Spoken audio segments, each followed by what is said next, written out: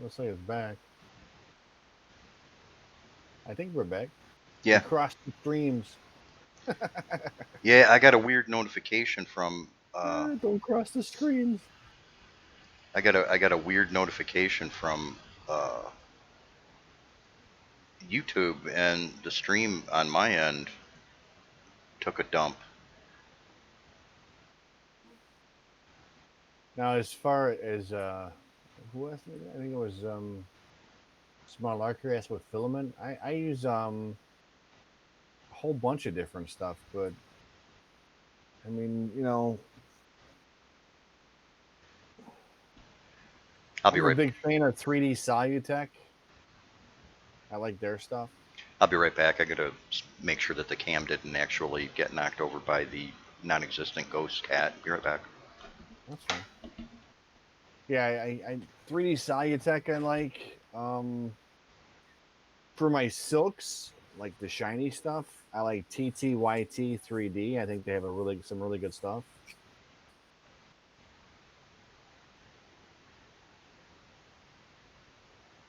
Um, oh, the camera is actually clear. Sorry, he just popped up a camera that I can see, and I'm surprised at how clear his printers were at the. But yeah, almost any film is fairly decent. I mean, I just don't buy the really cheap stuff. Because if you're getting it for like $12 a roll, odds are you don't want it.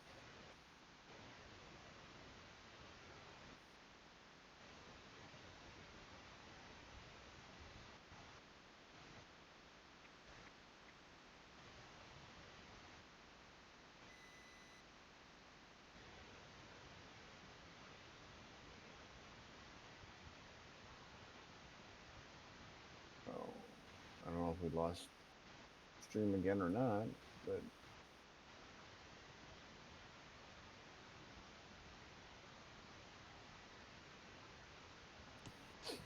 either that or I'm messed up. I don't know.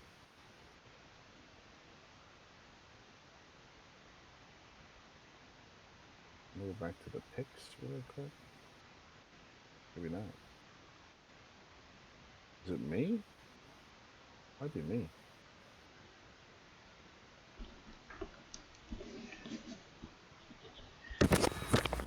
Oh, that stunk. Oh. Did we lose it again, or Oh my, no, the stream's fine. The okay. um, my lab cam decided to not want to work right now.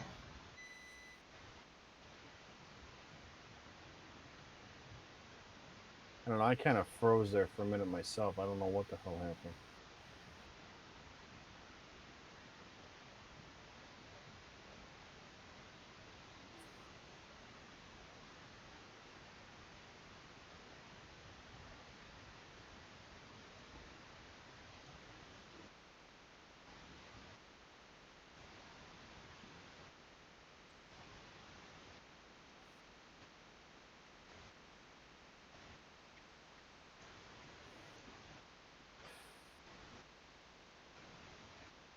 I know. Are we still streaming? Because I don't see it on my end. I don't know if it's me or you. It says we are. Okay. Essential upgrades. Honestly, I don't think there's really an essential upgrade you really have to have. I mean, if you have the newer printer, I'm going to say the essential upgrades are, printing out a bed restraint of some sort for both ends.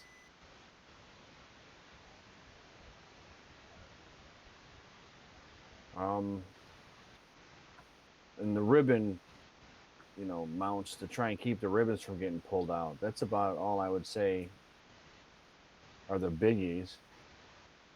I mean, everyone gets sucked into that rabbit hole of trying to upgrade this and that right out of the box when you really should kind of get used to using it as is.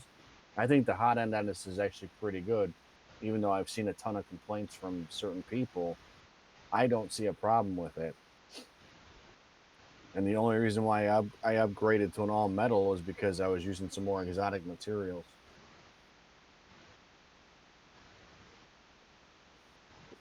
So I needed the higher heat. Because guys don't understand that, an all metal is not going to help you out with PLA. It's actually going to be worse for you. Yeah, I lost your feed on my end. I don't know why. I'll try to reload really quick, see what happens. There we go. Reloaded the chat though, which sucks, but okay. Sorry. But yeah, I don't see the point in really having to upgrade right away. I mean, I think when I first got a Creality, I got sucked down that rabbit hole with having the BL Touch and the TL smoothers and chasing that. The magic make everything better, and there isn't one thing that makes it better. It's getting your settings down, figuring out how your plate and your bed are working, and getting your axes correct is the big thing in dialing in the printer. Once you get there, then you can play around with needing an upgrade or, you know, maybe, like I said, an all metal hot end. But, get your basics down first and learn the printer. Because a lot of these guys, they want the magic bullet. They want a plug and play solution for these printers, and there isn't one. I mean, aside from maybe using the 3D Nexus interface to help you out there, is about the closest you're going to get. Because most of those settings, are obscure that he's that Earl figured out. So Yeah, my lab cam took a dump, I think. That's okay. options on lube. White lithium grease. See, I Uh, avoid that. I'll be honest. I actually use the PTFE dry lube for most stuff, only because I don't want it. Like the white greases, I used to be in agreement with you, but I noticed it gets gunked up. Whereas the PTFE dry lube resists the dust and debris stuff. You know what I mean? Thanks for the follow, Trick. Yeah, with regards to the lithium, Yeah. I wipe my printers down once a week, and Okay. that includes actually going over all of the Z rods and stuff like that. It's a kind of like a maintenance schedule. Okay. When you've got 10 or 15 printers, you abhor dust. Because if you start getting dust on one or two, you end up with it all over your whole farm. So, um, and it's old school too. Work in the machine shop and things like that. And now I've got PTFE dry lube. However, the can of that stuff, it's the spray stuff. Yeah.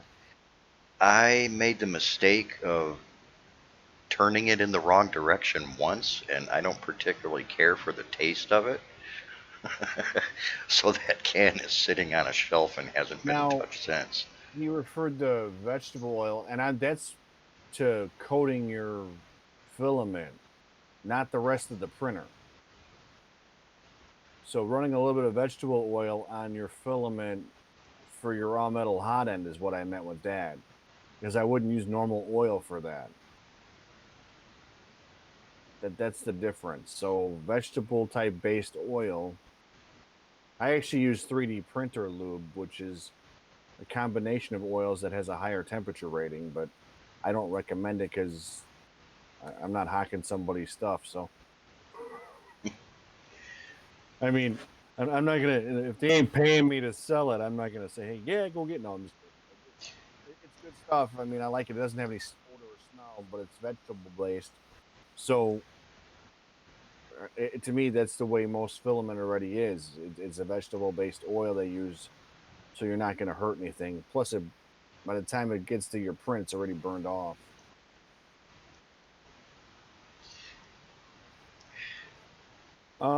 I got an Ender 3, is what that is. Ender 3 Pro. I got two Ender 3 Pros, and then I have two artilleries. I have a V1 and a V2. So I think what you're seeing with the camera angle is you're actually seeing the other artillery. Hey, It's Corn. just it's on a weird angle because the way the only way I could get the all three actually let's see here. I'm just gonna pull it up really quick. So the main plate that's shooting back and forth, that's the V1. So and then the Ender 3 Pro is the green one, and then the version 2 artillery is the blue one. And then just beyond that, below that is another Ender 3 Pro. And then there's a Delta hanging in the back just beyond that, and it's hard to see. Oh, get an RG, a wedge for the center of the bed. I'm not a fan of doing something like that, especially with glass beds. Um, and depending on how much of a bow you've got, here comes the broken record bit coming out of me. That's why I put mesh bed leveling in the advanced firmware. That almost always solves any of those issues. Well, I think actually setting up your bed properly solves a lot of the issues. I mean, here's what I recommend when you first get a bed and you notice you got a bow in it. I'm going to say flat out heat it up, loosen up all four corners as loose as you can go without removing it. Heat it up to 80 degrees 2 times and let it cool down 2 times in succession, obviously. So heat it up 80 C, let it cool down, heat it back up to 80 C, let it cool down. Then get it close to being where you want it in the way of putting the plate back down and level it at 60 C. I guarantee you're going to get most of those bows out. At least 85 to 90% of the bowing that you get from that is going to loosen up from the plate. Oh, split lid, getting into 3D printing, that's both easy and difficult. Going back to the 90s with regards to resin printers, my dad worked for a company that was actually doing resin printing for NASA. And I got introduced to it back then, and I've been waiting all these years for the technology to make its way to our hands. Um, FDM printing and everything like that, that just kind of fell into place with the casting and the other model making that I do, and gaming. Now, here's the thing: if that doesn't work, and this is artillery specific, mostly because they actually mount them with epoxy, so those tend to cure and harden and pull in. So sometimes just taking the bed off and widening the bed frame holes will will will actually give you enough room for it to come back to where it needs to be instead of binding it and making the bow. So Yeah, that's the last resort after trying the heating up and cooling down thing, in my opinion. I was gonna point out I've already had more than one bed that, um, for whatever reason, just didn't line up, and no matter how many times you go through that heating cycle, it's not going to make any difference. Right. Not everybody don't. If you decide to, go that approach and open the holes up on your carriage plate, take your carriage plate off of the printer. Yeah. I had a guy send me a printer that, he tried doing that, and if any of you have ever used hand drills before and ever had a drill bit grab onto something and shoot its way through, he actually Yeah. What? he actually punched a hole right through the base into the inside of the case of the printer, and fortunately he didn't hit anything. But he was like, Earl, it happened so fast, and it's like, just take the care. If you're going to open the holes up, folks, either put something underneath it like a piece of wood, or take the carriage off. Do And don't get crazy either. One size up is all you need. yeah. If it doesn't work with one size up, then there's something majorly wrong. But I mean, I don't know. Anytime you're talking, anything bigger than like, and I don't know, in my mind, 210 by 210, anything bigger than that, you're going to wind up with a slight bow in the center, just the way it works. And I remember a lot of the guys that were doing it were not leveling with it being warm. that they'll turn it on and level it really quick and don't understand. Let it get saturated with the heat first. So turn it up to 60°C, let it sit for about 2-3 minutes before you even start leveling. That's going to save you a lot of headaches too, because it's eventually going to go back to where it needs to go to once it gets an even temperature on the glass.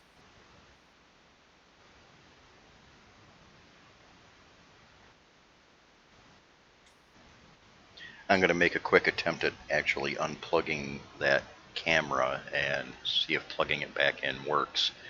Hopefully nothing blows up. I don't think it will. I'll be right back. Yeah, give it a shot, because I mean, like I said, everyone I've told to do it has usually come back with, yeah, it worked really good. I mean, unless your bed's way off, and most of these aren't that far off, they're just enough to annoy you.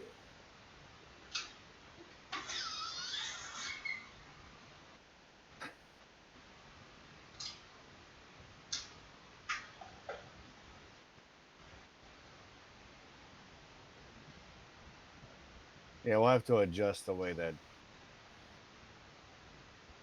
messes with people. Sorry, corn fed.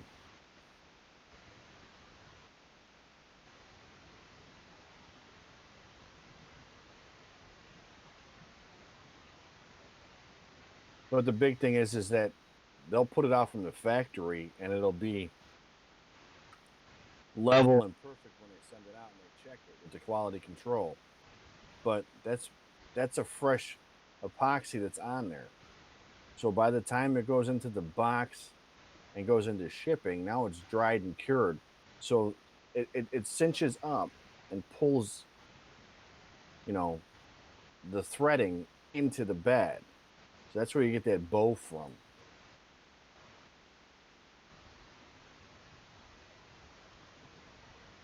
Oh, thanks, Corporate. Yeah, I. The only reason why I found out was because I was playing with it. I mean, honestly, I had no idea. It just came. An idea came to me as I saw that it was epoxied on as opposed to being like an old Ender 3 style bed where it was drilled in through a metal plate and then attached. So I was like, huh, it's epoxied on. Okay, well, I know epoxy shrinks, so that's where I got the idea from. And you get a little bit of heat going to it, loosens it up enough, and kind of straightens it back out. There we go. I figured out what it was. My wolf puppy walked across the room and slightly pulled out the cable running into the lab. Ah, Bless her little heart. see, I just run mine off the Octoprint. If I was, I mean, I don't have to, but if I was use her in another room, I can still pull up the cameras because I'm slick like that. Well, I'm getting ready to shift. I have 3 offices here, and I'm getting ready to shift the camera setups and everything like that and run all the cabling and everything through the walls. So temporarily, I've got stuff. It looks like a movie studio in here. I've got cables and crap running everywhere. So plus, if everybody says, "Oh, you suck," we're not going to show up anymore after a month or so or whatever. If I decided to shut it down, it's like, well, I'll just wrap the stuff up and put it away. But you guys are stuck with us, so. Honestly, I wouldn't wire your C270 camera up any other way than plug it in USB. No, no, no, no, no, no, no. Running the USB cabling and everything through my walls. No, I'm talking about the question in chat, bro. Oh, okay. I'm reading Oh, chat. okay. I wouldn't set up Yes. your Octoprint with any other way because I wouldn't want to run. I know you're going for a clean look. I get it, but you're asking for, especially with a Logitech C270 cam, you're asking for a little bit of trouble playing with those wires. Plus, I don't know. I've never been a fan of the Pi camera. I hate because of the flat ribbon. And then I like my Logitech cameras. They work really well on my Pi, but And the bonus is if something happens, I just unplug it really quick and plug it back in. Because sometimes you get like a bump from the Pi. I don't know how to explain it, but it knocks your camera out. And then if you don't try and unplug it and plug it back in, it's never going to reconnect again.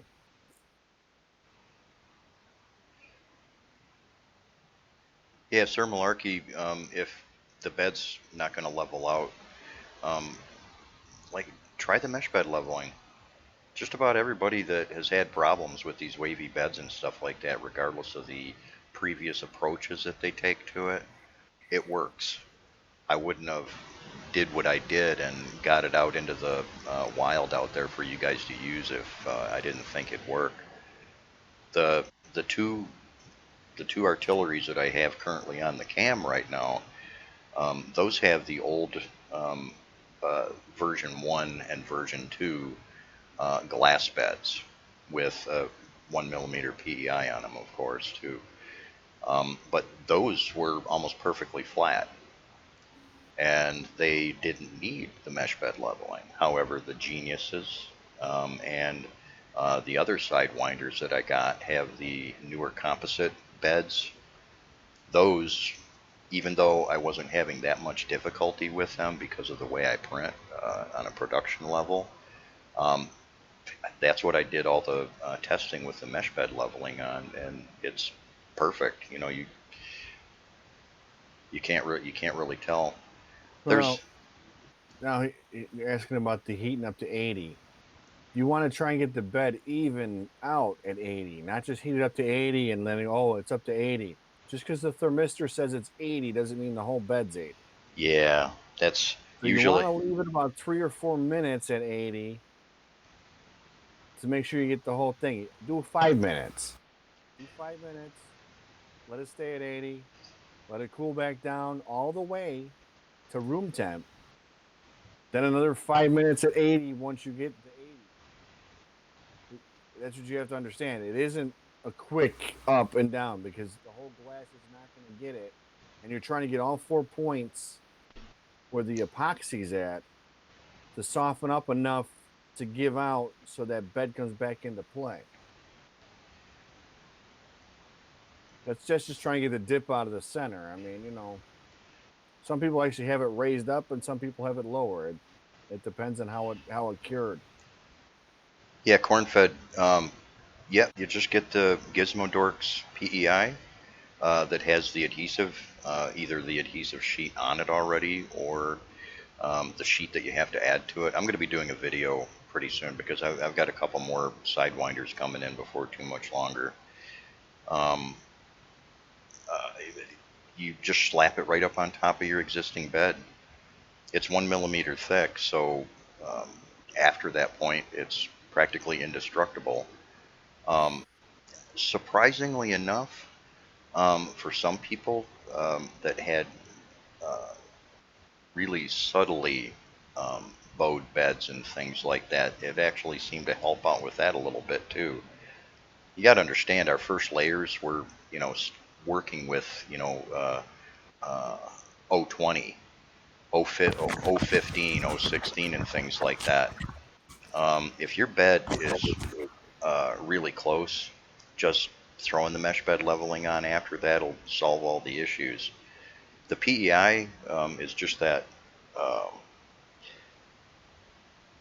build surface that I primarily have on every printer that is in my farm and everything like that because I don't tolerate lifting prints. I don't tolerate uh, warping or anything like that. And when I bounce back and forth between different materials like PLA, ABS, or PETG or something like that, I don't want to have to go through and uh, reset my settings for those filaments or things like that, and I do not enjoy leveling beds. Yeah, anybody that's trying to send You don't like level on beds, really? anybody that's trying to send some really huge anybody that's trying to send some really huge text or something like that in the uh, chat, there's a limiter on how much text can be sent at once. I'm going to refine that after we're done with the stream and everything like that. I'm going to see how much it's actually killing you guys for.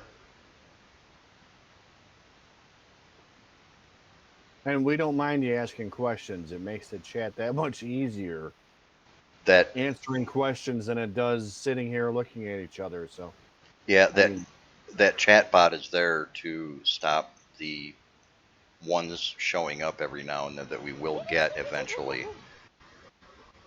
Oh, hey, Tricky, thanks. Appreciate that. Um, the chat bot is supposed to stop all the naughty people that uh, uh, shouldn't be doing what they're doing. causing problems. Yeah.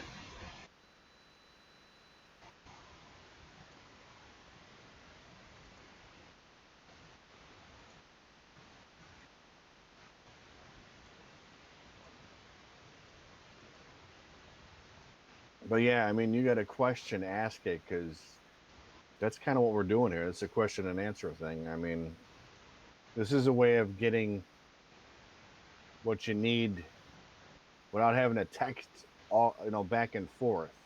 So you can get the answer, and we can kind of show you if we need to. We have kind of a way to reference things. So two different firmwares on the Nexus. Well, actually, there's what? How many are there, Earl? I think you got the stock one from artillery, Wait a minute now. I'm waiting and for you have the. the 119, right? I'm waiting for. I'm going through the chat right now. I was straightening the cameras out. Oh, okay. I'm just trying to Um. remember how many firmwares you have. I thought I mean I thought it was Oh, only two, I honestly. I see it. I see it. It came up. Um. Malarkey, the firmwares that I have up on the Nexus right now, there's both for the Genius and the Sidewinder, and then there's also just a GUI update for the stock. So if you don't want to actually open up the printer and uh, flash the actual firmware, in other words, if you're just fine with the firmware as it is, but you want the real pretty GUI interface, that's the other set that's up there. The articles that are in the newsroom kind of describe the differences between all of those.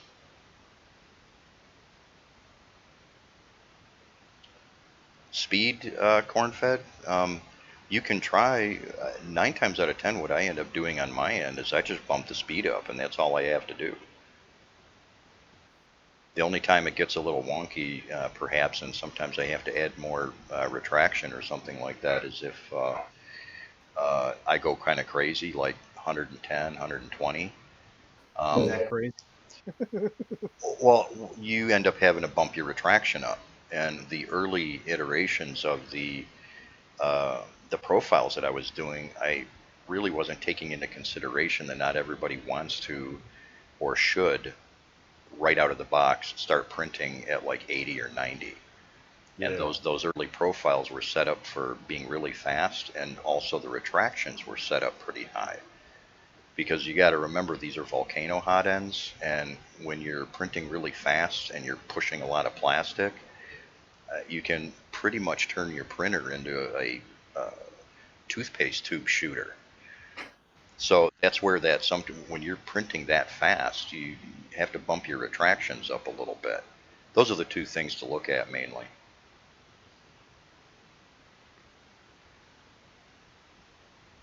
And regardless of the slicer, whether it's Cura or Prusa Slicer or Simplify 3D, across the board, it's almost always just altering the speed.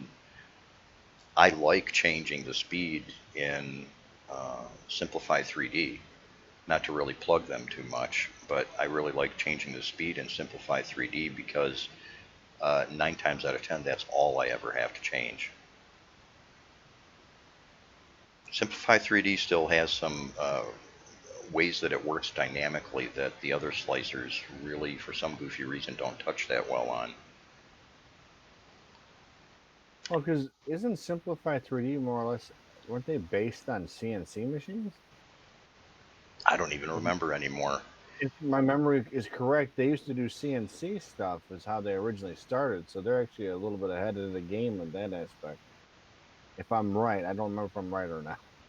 Well, all the ranting and raving over the last year or two that I've seen is it's a mom and a son that are running the show over there with Simplify 3D, so who knows?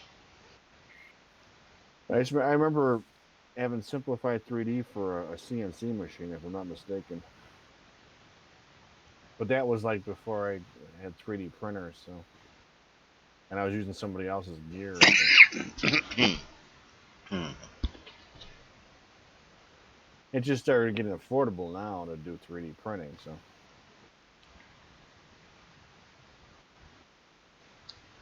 13 messages were deleted by a moderator. it wasn't me. No, it was just the happy little chat bot telling me, that it's doing its job in the background or whatever. It's probably, ever since we started the stream, it's probably all of the uh, large paragraphs and things like that. Ah, okay. Well, Twitch seems to be more popular with everybody so far as what I'm looking at the viewers right now.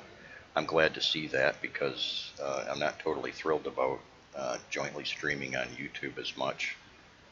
It's just not as much fun. There's going to be other features and things like that I'm going to be putting into it that are kind of Twitch based. Twitch is just a lot more fun in general. There's a lot more things that you can do uh, with the stream and stuff too. A lot more reliable it seems too. What's up, Scan Joe? How you doing? Oh hey Scan, thanks for showing up. Appreciate it.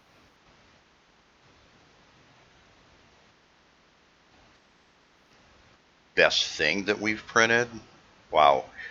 Um, I've been doing this for 5 6 years actively, on a schedule and semi-production and things like that. I do a lot of uh, gaming terrain. I do a lot of 3D modeling and stuff like that too, as well as jewelry.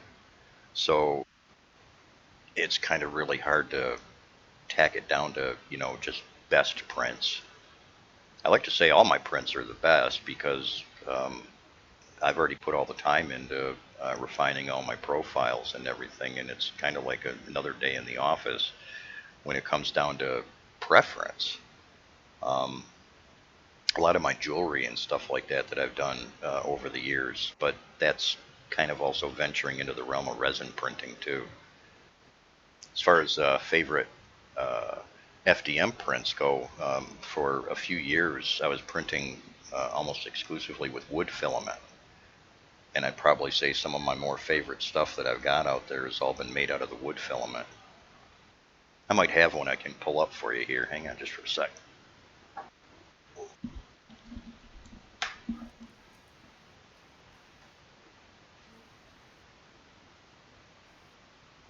There's a couple of mine. There's a couple of my favorites right there.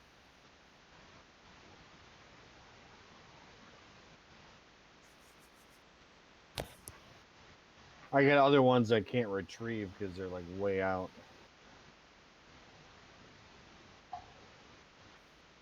It's a box.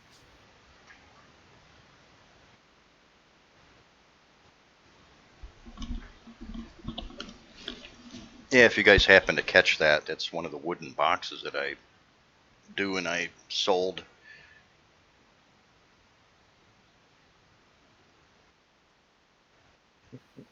Right? You know where Django's head went. Well, I wood can't explain the minimum exclusion distance window in Cura. I don't know. Can you, Earl? minimum extrude. That one's a little over my head. It works when it wants to. How does that sound? Guys, Cura has Don't fuck with it. That's the only way I can explain it. Sorry. what I do is I all of my profiles for years. I had almost exclusively Prusas, and all of my early learning, Anyway. all of my early learning was done on the Prusas, and I got used to using Prusa Slicer, and um, then I got Simplify 3D, and I didn't look back. The Prusas worked great with the Prusa Slicer. I already had my profiles all dialed in and everything. And once I got Simplify 3D, I kind of rebuilt everything from scratch. And Simplify 3D has a really simplistic interface that does a lot. And those distances and things like that, I got used to working with those numbers in there. And when I started working with Kira, um, and this is probably going back when I was working with Wanhao, um, uh, I worked actively with Wanhao for 3 years, both for the company and with the company. Um, I couldn't get Kira to work on a regular basis from version to version. I always ended up having to go back through and rewrite stuff, and I do not enjoy doing that. Um, I found ever since version 4 with Kira, they're getting better. But the reason why there was so much of a lag between version 4.21, the profiles that I released for that, and version 4.5 is because even though they were claiming to only be working on certain things, they're also regularly changing the engine and how it internally handles the print moves for speed. That's why you can load up Prusa Slicer or Simplify 3D and Kira and get different print times with what would appear to be the same settings across all three slicers. You'll get some different print times going on, and some of it is because of how the slicing engines and uh, write the G code for travel moves and things like that. Kira, out of all three, seems to waste more time doing nothing with travel moves and things like that. Prusa Slicer and Simplified 3D are a little bit more refined for uh, being able to really get your times down. Because if you start changing things in Kira Slicer to alter your times, you're going to start losing quality in some cases, and it's just how the engines work. That's the best way that I can explain it. Sorry, see, it's a good thing that we don't have a voice chat bot because me and my paragraph speaking and everything like that, I'd be getting nuked all the time too right now.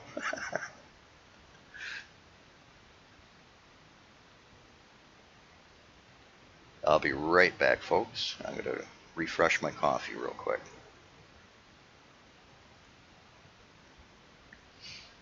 Let Taz talk for a little bit too, so he doesn't get bored. Let me talk. Whoa, hold on.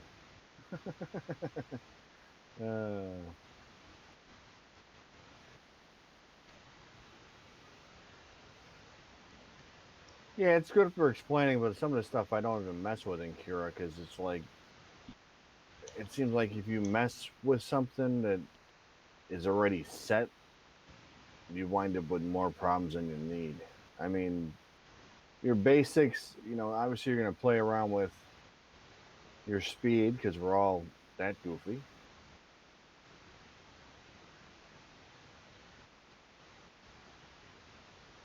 Sorry, I'm watching to see what the chat got rid of.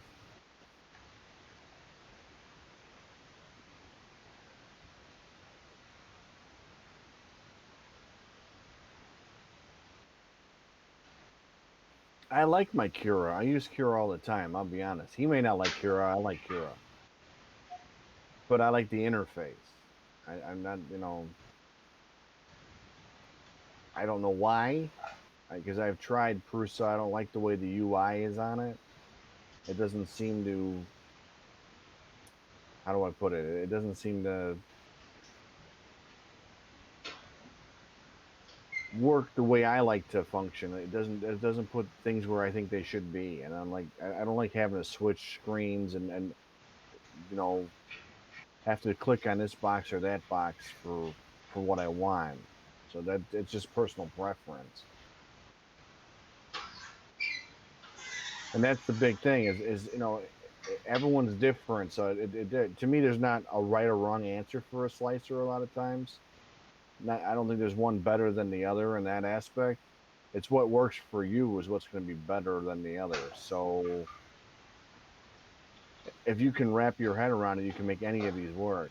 And I want to say that with almost all of Earl's profiles, every slicer that I've used works a hell of a lot better, and I don't have to do as much guesswork in getting my settings where I want. Because we have a little bit of a disagreement on how we do our retractions and stuff, but that's preference.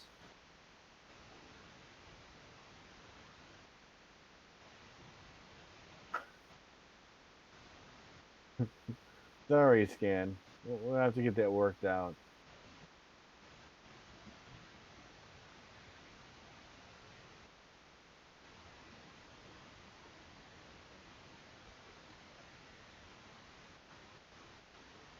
So what'd you do to your heat block and your brake? I don't know. I'm gonna go with Jim because that's the last of what I can read on there.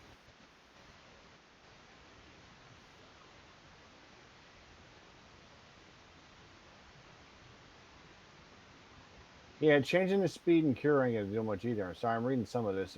Some of these didn't come through right, and all of a sudden they just pounced. But yeah, you actually have to change not only the speed. You want to change your infill and everything else. That's going to change your overall speed. Um, so how fast it goes over your infill and so forth is going to also be an indicator. Just putting in oh, you could put in 140. You're not going to get 140 with a lot of your movements. If you look at that listing, you'll see it's 140, and then you'll see that it drops down to like 60 on infill or a part. So that's what you got to keep in mind too.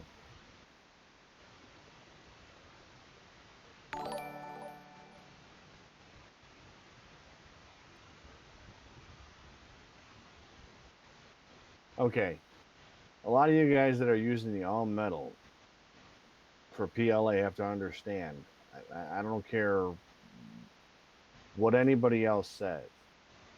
You're gonna need a little bit of some type of oil, like canola oil or some type of vegetable based oil, to lubricate that hot end.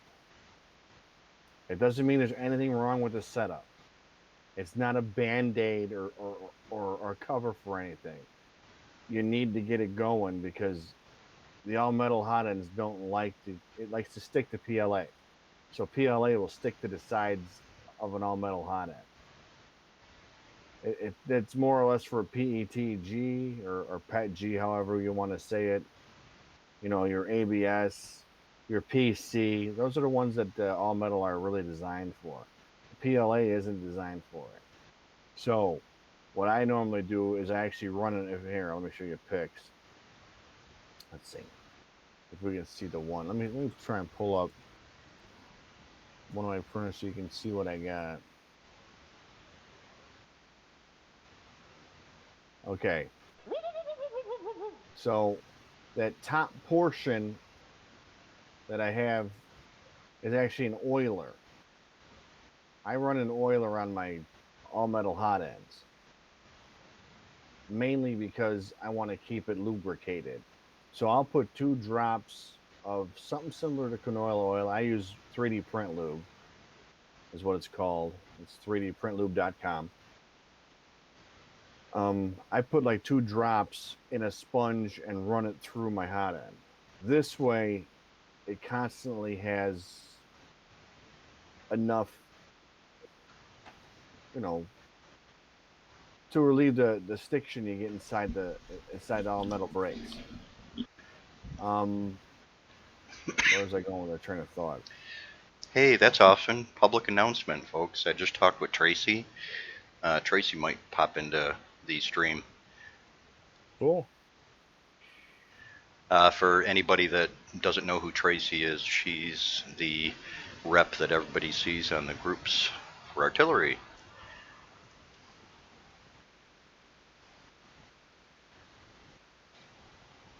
There's a better shot of it. Let's see. But yeah, for the all metal, I use an oiler, and about every 5 to 6 hours of print time, I'll drop 2 drops into the sponge and run my filament, and it just keeps me from getting clogs and aggravation. I guarantee you, it's great. That's actually teal, Tricky. That's TTYT3D Shine Turquoise is what it's actually called. Believe it or not, it comes really close. It's a little bit lighter than the anodizing, but not by much. I like it.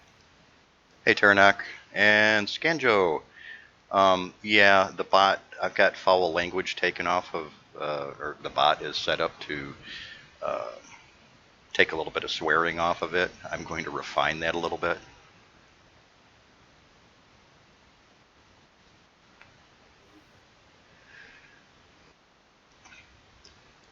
Hmm. Boy, I'd be getting kicked off this thing on left and right with foul language. Just saying. Well, I think I can change that because the channels aren't. I mean, we're not meant for kids, so. Yeah, the channels aren't set up for kids only. So,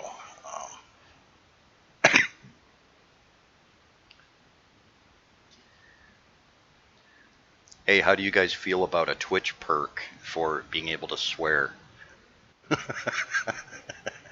You got to show up for 5 streams and then you can start swearing. There you go. Or else you have to spell it out long form, like skip each letter before you put it in. Up until then.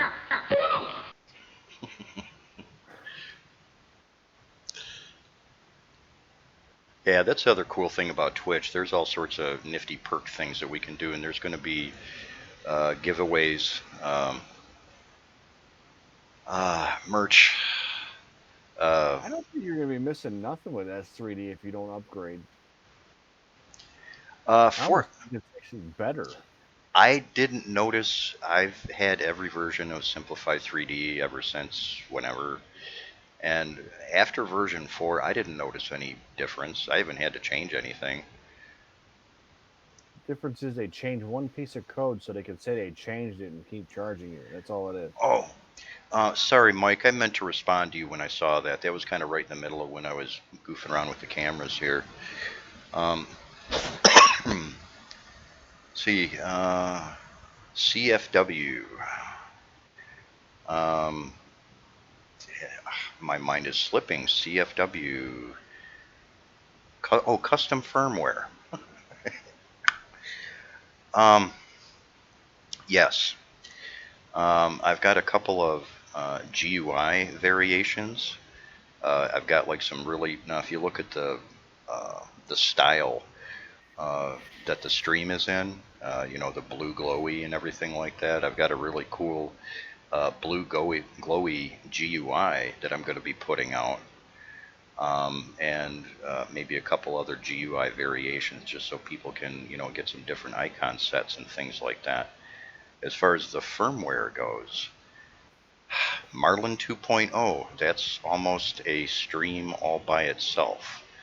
Um, Marlin 2.0 is a versioning train wreck right now, and the artillery printers that we have, as they are, they don't need it. There's no benefit from running Marlin 2 on these printers.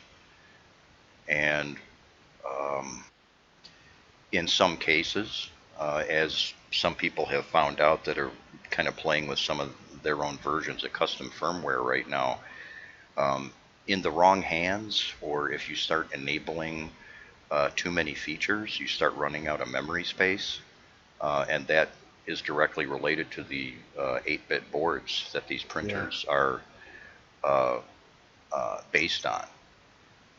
Version 1.19 is the end of the road for things that we should be able to do with these printers, unless you put a 32-bit board in the printers. You mean like I did? Anyway. Well, I've already upgraded. I well, gotta skip past your firmware excuse me. because you don't make nothing for me. Artillery in the future, and I mentioned this before on a test stream, artillery in the future will,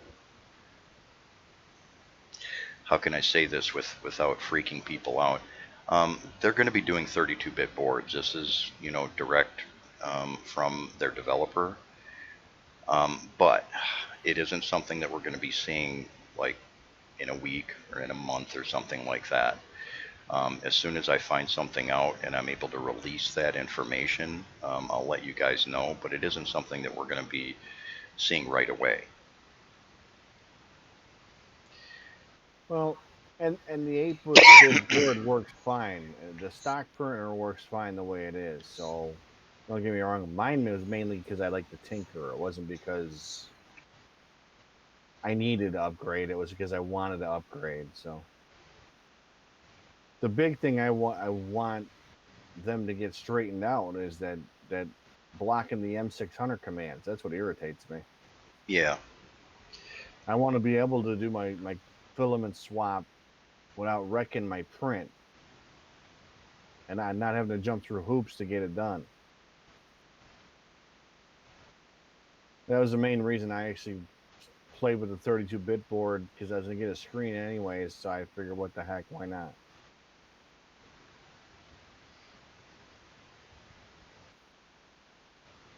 Oh, hang on, folks. Tracy's trying to work her way into the stream here. I'm gonna check my laptop real quick and see if I can help her out real quick.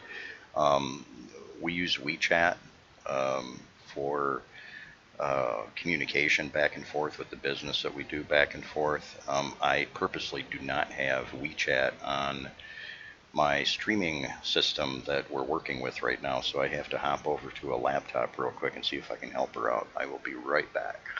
So you switched to a white PLA and started getting curled prints. So that would probably be adjusting your temperature because for some reason white PLA tends to run a little bit cooler than like blacks or different colors. So maybe drop it down about 5 or 10 C and see how that goes.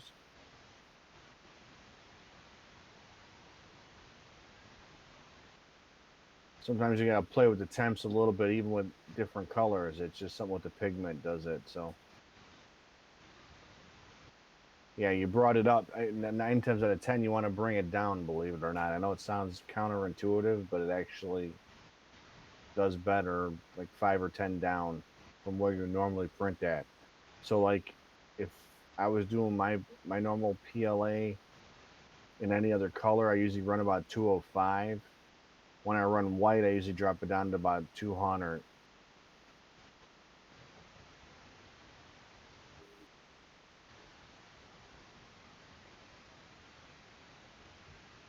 Yeah, ironically, a lot of things go into trying to get it to stick and extrude right, and even your humidity can change. Like the other day, I had to wind up releveling like 3 beds that I had on my printers because our humidity kind of like went weird. So then my levels were like all off for whatever reason. I was like, really? The humidity, and I looked, the humidity changed. So sure enough, I had to relevel a bunch of stuff.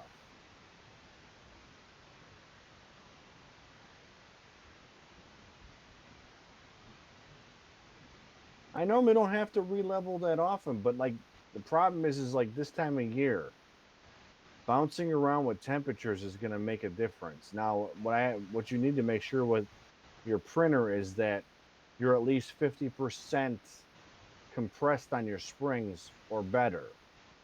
So if you got them really loose, where there's your level is actually up, you might want to adjust your Z sensor to make sure you can bring it down so you're 50% compressed on those springs. Because if they're up high, you're gonna get all that slop, and then every 4 or 5 prints, you're loosening up the wheels just from a back and forth motion. So that's something you got to look at too. It's hard to wrap your head around, but it's they got to be 50% compressed for them to work properly.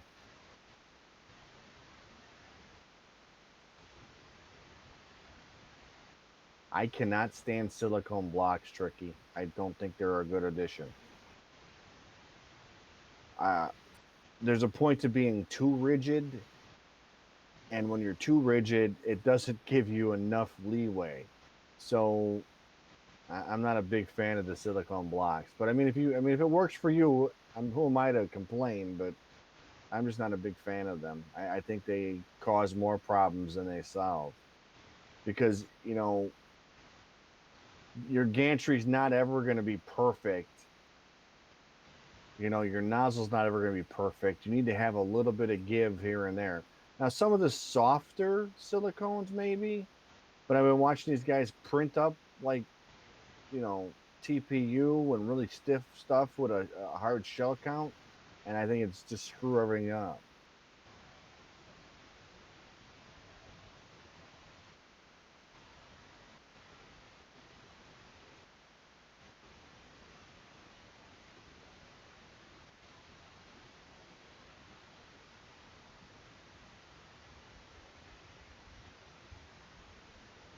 I don't think he had a chance to put it up, Mike. I don't think he had a chance to put up the one he did yet because I know he's been busy today and yesterday with trying to get his shop set up. So I think he forgot. I think we were talking about it the last one. I want to say right in the last stream. I think he forgot to put it up. I'll try and remind him for you when he comes back because he's away at the moment. It's just us guys right now. Earl's trying to get Tracy on. I think.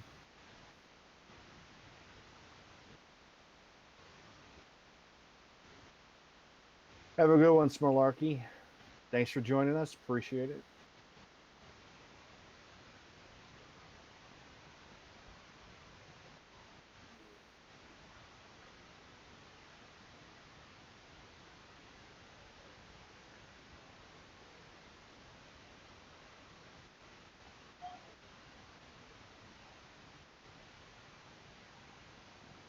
How'd you guys make out with your bed leveling that we're doing that? Did it work for you and get some of that stuff?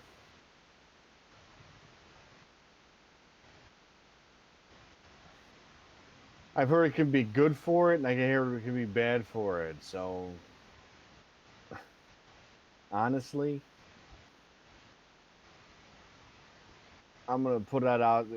I don't think it goes either way. Technically, most of the stuff that's used in vaping, like PG and VG, are used for carriers for medication, anyways. So if they were, I don't see them being good nor bad. They're more or less inert, from my experience in the industry, which is actually quite extensive because we used to actually own a shop. So I was at the beginning of all the vaping stuff, and then it went south with just recent.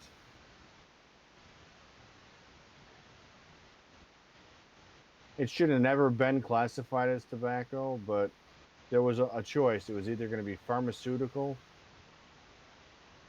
or tobacco. And if they went pharmaceutical, then you'd need a prescription to even do it, which was silly.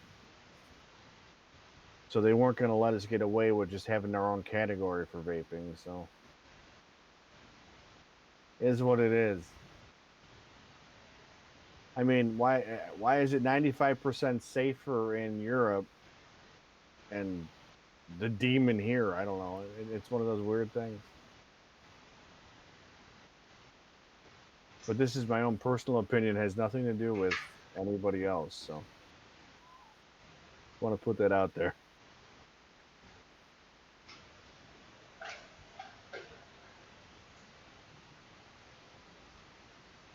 That was how it was going to go if they didn't go.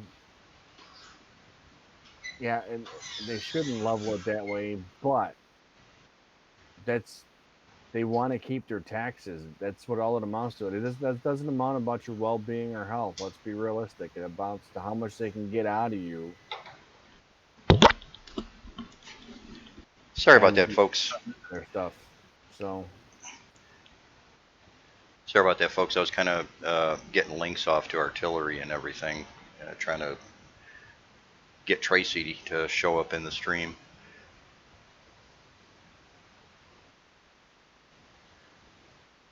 And I'm just catching up on chat right now. So. Yeah, we kind of straight off topic a little bit with vaping, but. Oh, Mike, I have not posted the fan duct, the Yeah, I modified. told me you're busy and forgot. So. Yeah, well, I've got a whole page of that stuff that I've been writing, and I was going through and refreshing all of my links and stuff for the AliExpress. Hey, look, And Tracy's on. Hi, Tracy. hey, Tracy.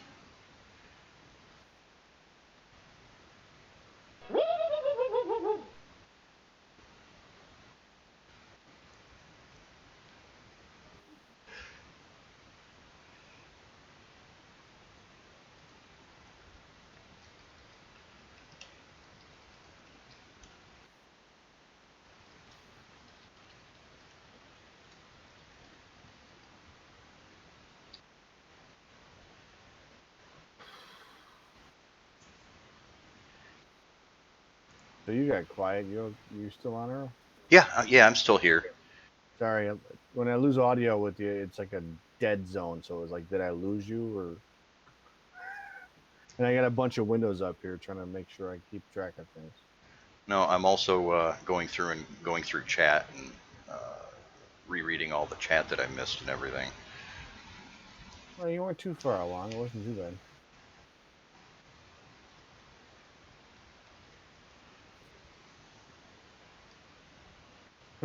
Yeah, we haven't been sitting here quiet. We actually been putting out some good reviews for stuff.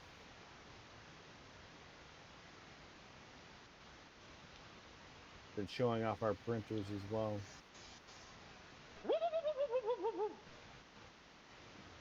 Oh, thanks, Taranok. Appreciate it.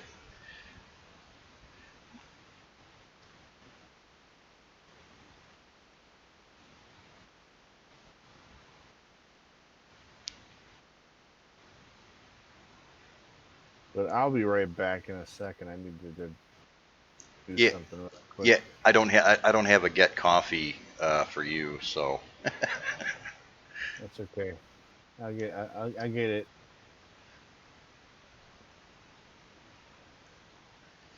I suppose I can pop in here. There we go. Hello, hello, hello, hello. How's everything going over in China, Tracy? Inquiring minds want to know.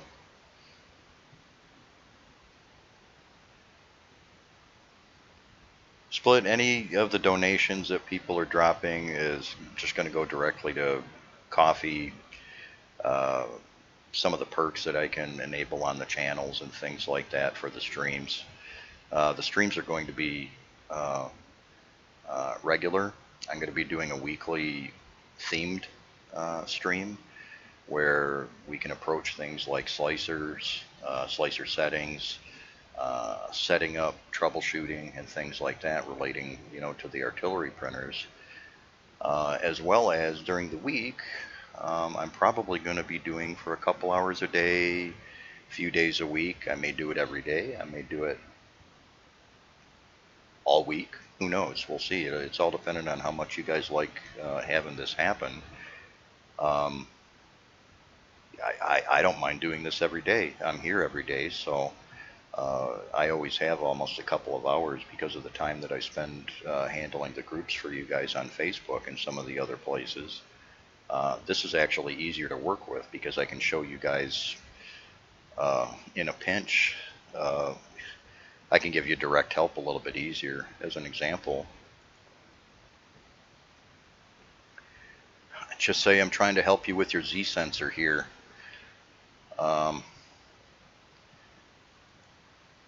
And we want to talk about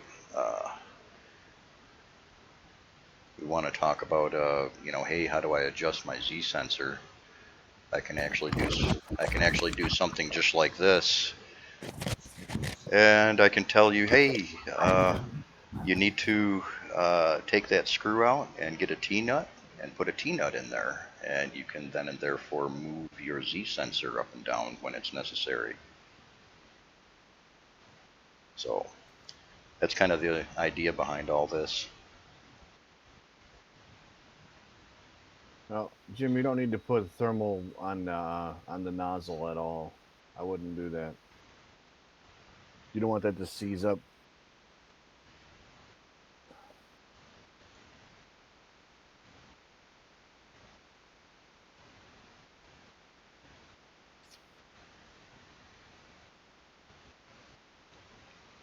I don't know how you think about it, Earl, but I don't think you need to put the thermal compound on the nozzle. I've in 5 years I've never done it. So I um, actually never put on the actual heat tube either. I will say some hot ends. I mean, we can get really technical with this if you want. There's going to be some hot ends out there that it's maybe necessary. But okay, if that's truly the case, I haven't had to do it on any of the different printers that I work with. So that's going to be up to you. I mean, I put it on between the plate and my heat sink. I put a little bit on there. I thought that'd be beneficial to draw it, a little better. But that's just my personal assessment. But Oh, Split, did you like that help board feature? I was sitting down and trying to figure out a way to make it easier on you guys to show you things instead of loading up the Facebook groups all the time with pictures that get buried in, the Facebook photos. And trying to tell somebody to go to the photo albums on Facebook is, yeah, there's already thousands of photos in there.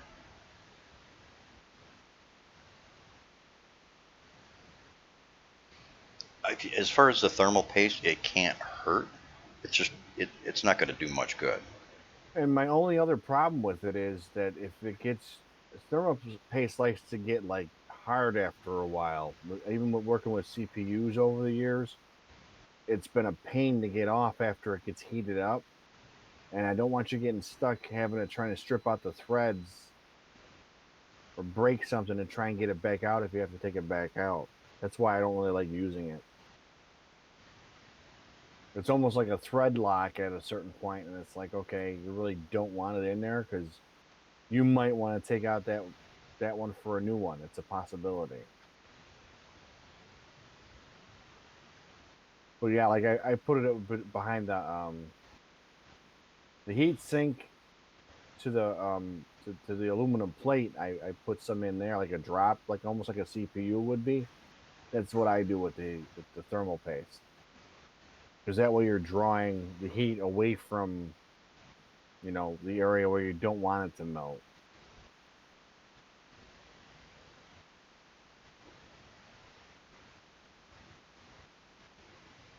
Well, that's it's funny you mentioned that, Mike.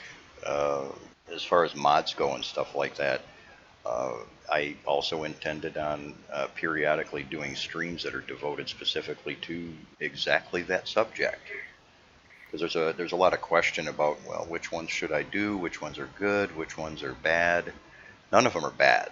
If you're into playing with your printer and modifying it and things like that, there's absolutely nothing wrong with that. The myth that needs to be dispelled is, do you need to do the mods? No. I'm going Have a to good be night. sorry. Sorry, go ahead, Taz. So have a good night, Tricky. Oh yeah, Sorry, I'm in the chat. yeah. Thanks for showing up, Tricky. Take care of yourself too.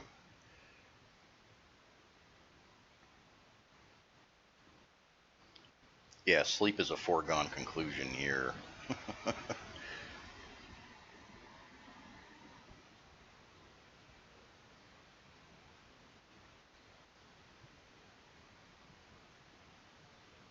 No, Octoprint's actually really simple to set up.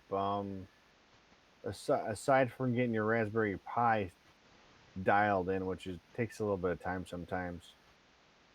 The biggest problem people have is setting up the Wi-Fi on it, which is actually pretty simple if you read the instructions. And then after that, it's just flashing an SD card and setting your stuff up. It's relatively simple,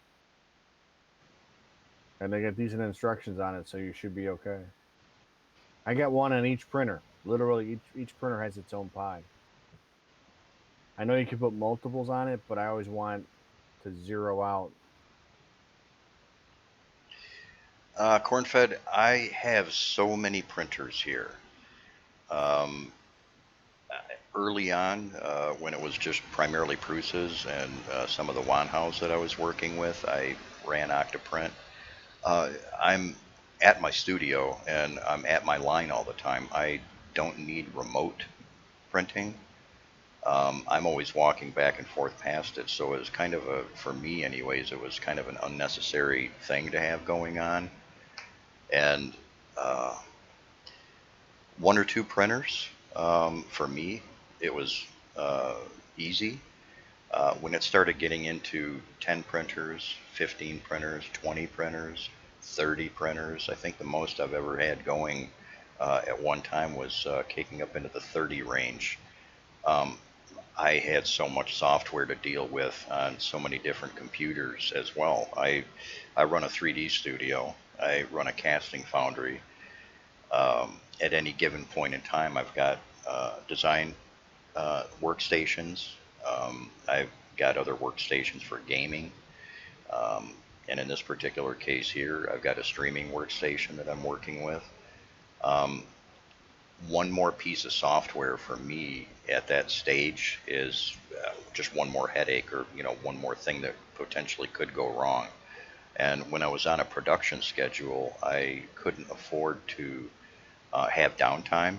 So ruling out a piece of hardware versus a hands-on approach of actually being able to walk by and deal with the problem individually on a printer was a lot easier than let's see, which printer is this?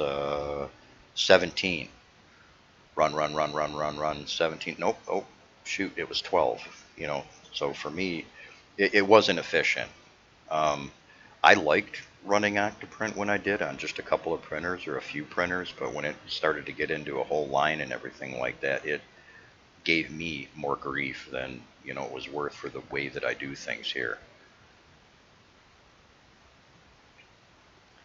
If there's ever going to be anybody that can be construed as a troll, like a cave ogre or something like that, you're looking at it right here. I almost never have to leave the building that I'm in.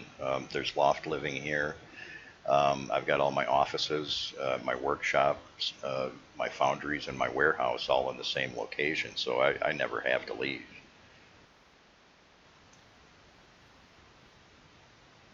Sorry for the extended paragraph. I should bot myself. That's how it works out, though. Hey Tracy, is there anything new that you can tell us of what's going on at Artillery? Don't feel it's compelling that you have to or anything like that. Just if there's any news you might want to give anybody, Uh, good night, Taranok. Thanks a lot for showing up, and thanks for the donation too. It's appreciated. Oh yeah, I didn't see that. Good night, bro. Zerb Jim, it is Artillery. They still own and have the name Evnovo, but uh, the change that was uh, listed, I think, in an article, was that about a year ago now? Yeah, Okay, that's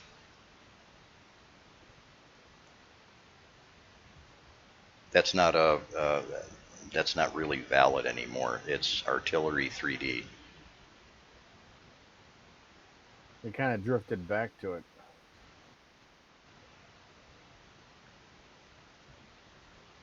Well, the name Evnovo isn't easy for every language to say.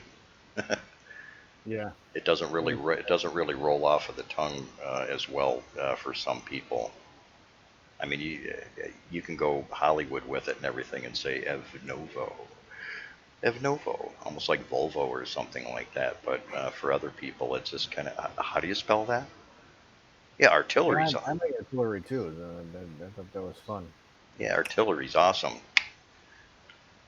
This wasn't great for customs originally, My God, we got all these boxes of artillery coming in all of a right? sudden, The and knuckleheads that you couldn't check one and say, "Oh, it's a 3D printer," and okay, it's fine. No, they yeah, had to be silly about it. yeah.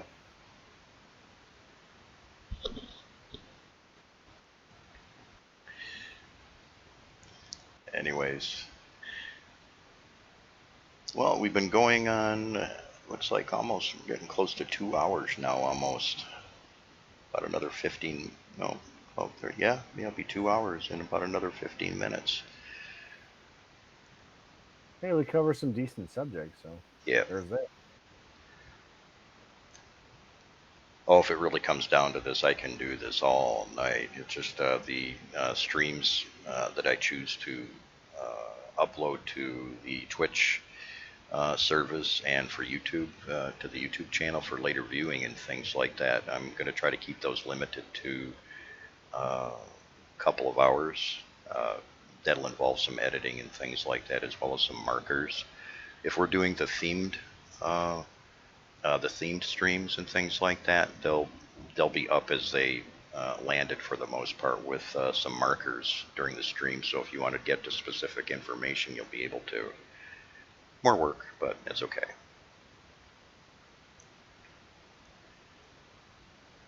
Whatever works.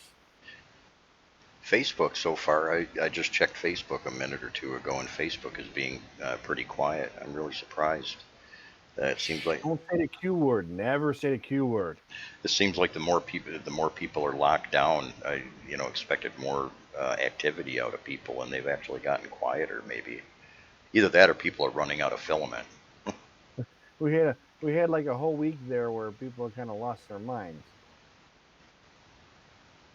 Yeah, exactly.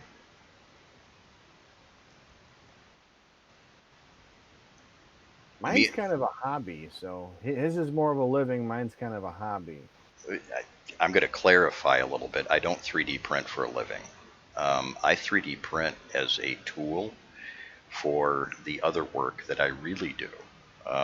Like I said, mentioned previously, I own Casting Foundry. I do a lot of 3D model work, specifically, directed towards the gaming industry and stuff like that, um, as well as archaeological research that involves, we're just going to say Vikings, Northern Europe, things like that. The 3D printing is a tool that I use for those aspects of my businesses and things like that to get stuff done.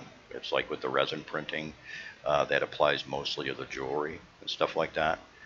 As far as FDM printing goes, that's the gaming side of things, the terrain, miniatures, and some super secret projects that I really can't talk too much about just yet. But you guys will see that stuff a little bit later. Zerb, I would love to play the immigrant song during the stream. The only issue with that is there's all sorts of copyright hits and stuff like that, unless as we get more subscribers and more followers and things like that on the streams, Twitch, anyways, will allow me to put a couple of features in that can let you guys pick songs and start playing songs during the stream. I'd love to see that. But just outright, I mean, I've got just about every Led Zeppelin tune on my system here. I could throw up just about any tune anybody could ask for, but I don't dare do that during the stream for that specific copyright issue. Because that and YouTube will bang you for it too. Yeah, yeah. As long as it's actually done through the apps that I can enable in Twitch, YouTube can't do or can't say anything about it. But until that point, my hands are Oh, tied with that. I got something for corn fed on that. Hold on. I got some wine glasses for you. I'm gonna show you these. Give me a second. Uh, PC load letter, as long as you filed a ticket and everything like that, and support worked with you, they'll get it out to you as soon as they can. depending on where you're at too, this may or may not apply to your situation. But oh, awesome, that's cool. Yeah, you're just waiting on the mail service then. But depending on where you're at, Tracy can usually uh, get the warranty parts and things like that. If it falls under warranty and stuff like that, there's different locations that she can get that stuff out on.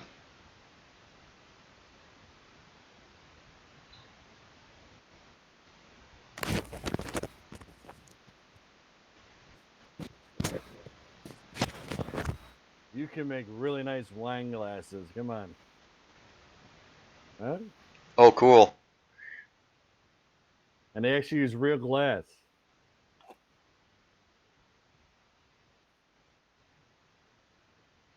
That's the way to drink your wine. Now that was obviously a two-piece print. That wasn't a multicolor print, or was it? No, this is a single print. Okay. But I actually used rub and buff Ah. to get the accent. So it was all printed in a silver, a nice silver for the dragons. And then I used rub and buff on the leaving to give it kind of like almost like a gold leaf effect. Oh, that's really cool. Thanks. That's how you sell wine.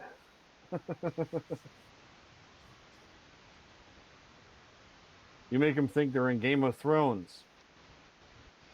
Dun, dun, dun, dun, dun, dun, dun, dun, dun, dun, dun. Hit that, YouTube. Uh,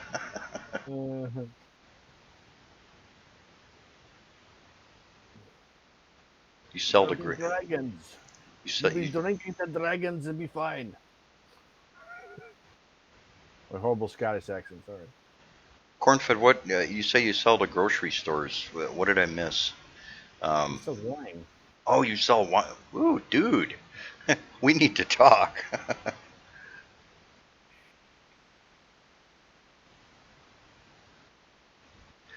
There's a couple of Yeah, but pieces. you buy it by the box, so that doesn't count, bro. There's a couple of pieces of software out there that I've seen recently that are uh, involving converting 3D topo maps over to 3D printable file formats. You might have seen it already. If not, I'll try to dig it up and put it up on Facebook for you guys later.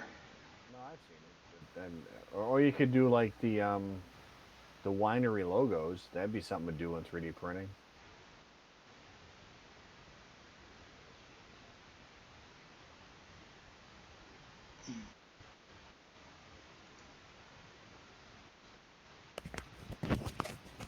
Oh, my microphone falling? Oh, it just faded out. It just faded out once or twice. It hasn't been happening very often.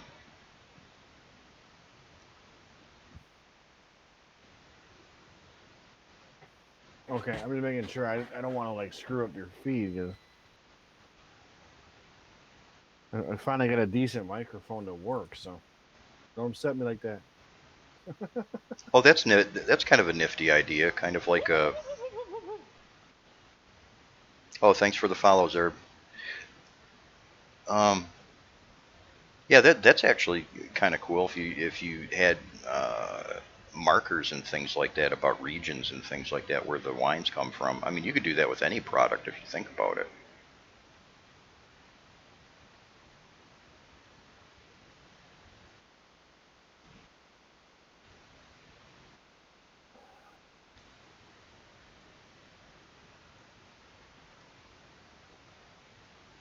I will be right back again, folks, and give you a big Taz. Still, Uh-oh. well, with any luck, after this is finished, I'm gonna get the cardboard Calvin put together and the cardboard Taz and the cardboard Fen for use later. But cardboard Calvin's gonna come first. I'll be right back. Well, cornfed, what you can do is probably put it into Tinkercad and probably put the little dots of where things go. It's just a matter of just dropping circles where you want it, right? And Tinkercad's pretty simple. I think there's a file limit on dragging in size, though. That could be a problem. That's the only other thing I see being an issue with it. I need to take these glasses off because either I'm going blurry or I'm. Oh, sorry.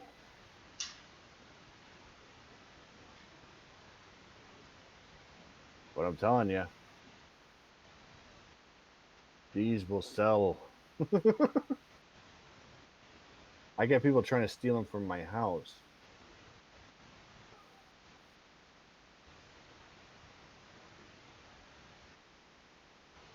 They keep trying to take them. I'm like, I got four of them, and they keep trying to take my set. It's like, no, no, no, those are mine. Don't take those. You can use one, but you can't have it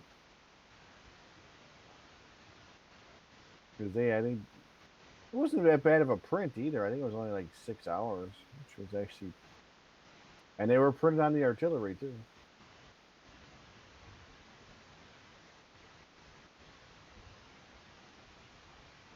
Now, when I did the three at a time, I want to say that was like a day and a half print, but it's actually on Thingiverse. Um, I don't know if I have the link to the file or not. See what it was. Remind me. I haven't had it in a while.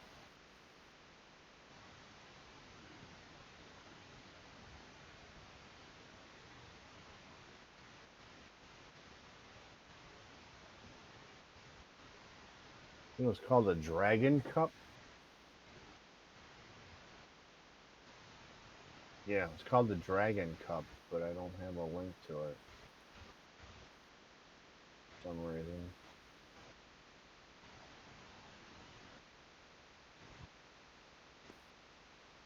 Um,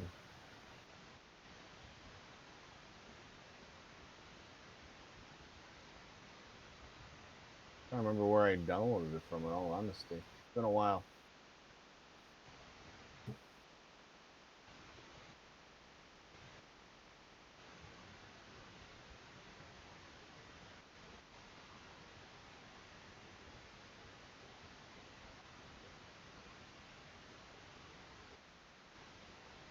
I want to say it was on My Mini Factory, but I could be wrong.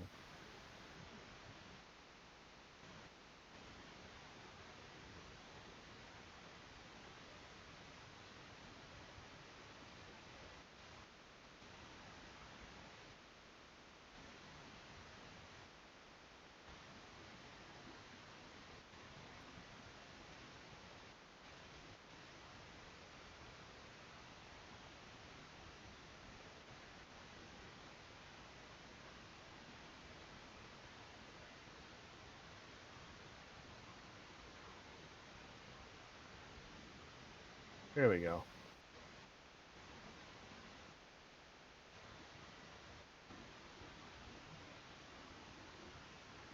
There's the file for you. Sorry, it took me a minute. I just haven't used it in a while.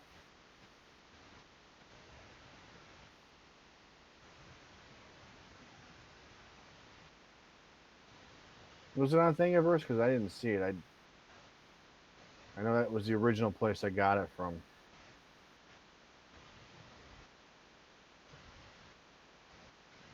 Topic is questions and answers.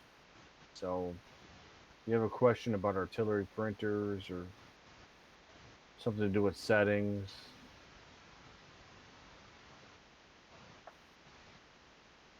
that's cool. As long as you found it. Always remember to tip your designers when you have a good design.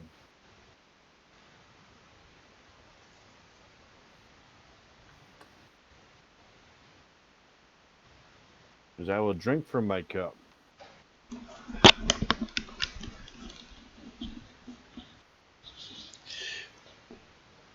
Oh, free advertising for A&W.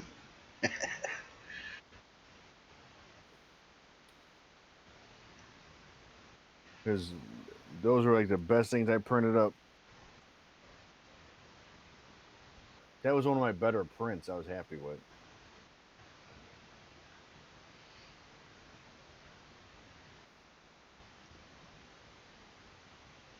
There's always going to be serious lag in any of this stuff.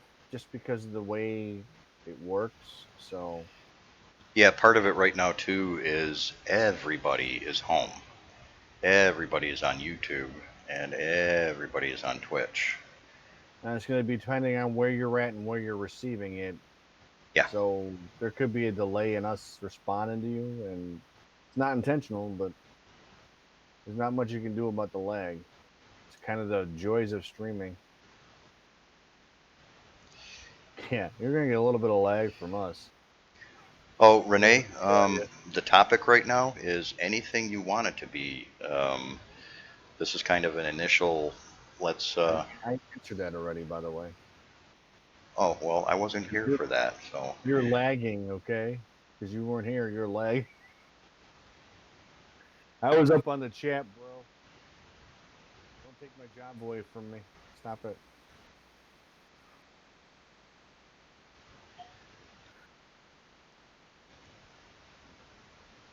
There you go. Here's your question. You can take this one.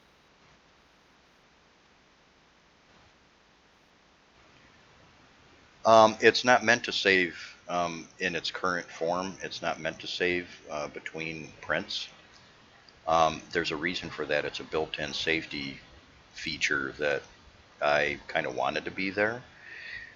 If you, for some goofy reason, set your live Z once and you go back to it again and just say you start setting a print or you start printing again and for whatever reason you're not getting good adhesion again or something like that, it may be something else besides the live Z.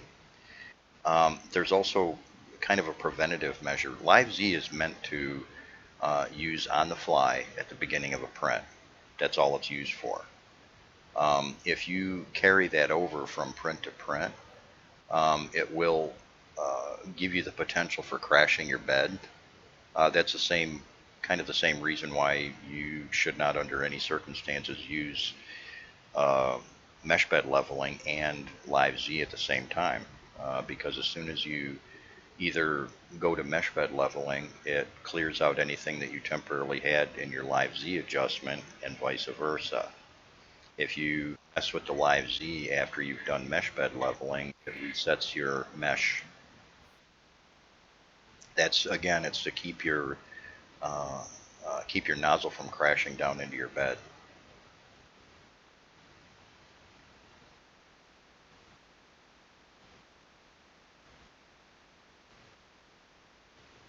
Because what's supposed to happen when you first start a print? Um, say for example, with oh okay, yeah. Say for example, if you do use the mesh bed leveling, that is saved to EPROM, and you typically won't have to change it unless all of a sudden, say you start another print, you know, a day or two down the road, and you notice that you're not getting good adhesion again. Usually, that's not going to be because of your first layer. That's going to be either a temperature change or maybe even a difference in the filament that you're using, in which you won't have to reset your mesh bed leveling. You could get by just uh, tweaking your knobs a little bit. I uh, not Sorry. recommend. It just didn't sound right for a minute. Yeah, I thought about that. I was trying not to bust a laugh while I was saying that either. Okay, let's scratch that. Don't play with your knobs. You know.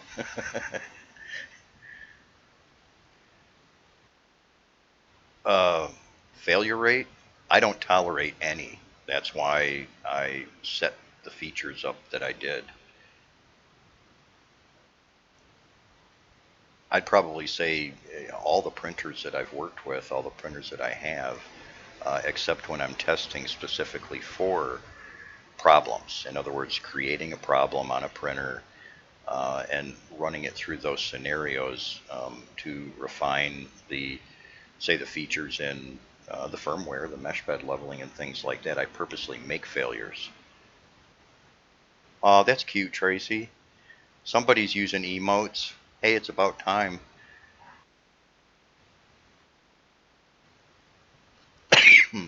I can come over and increase your failure rate. I'm really good at that. Failure is an option in my book.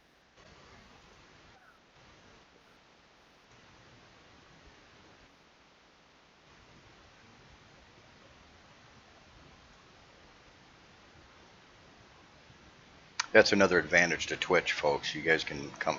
You guys can use some pretty cool emotes. I'll be unlocking some other ones later. There's all sorts of nifty stuff that you guys can play with. The default ones that are in Twitch are kind of stinky, though.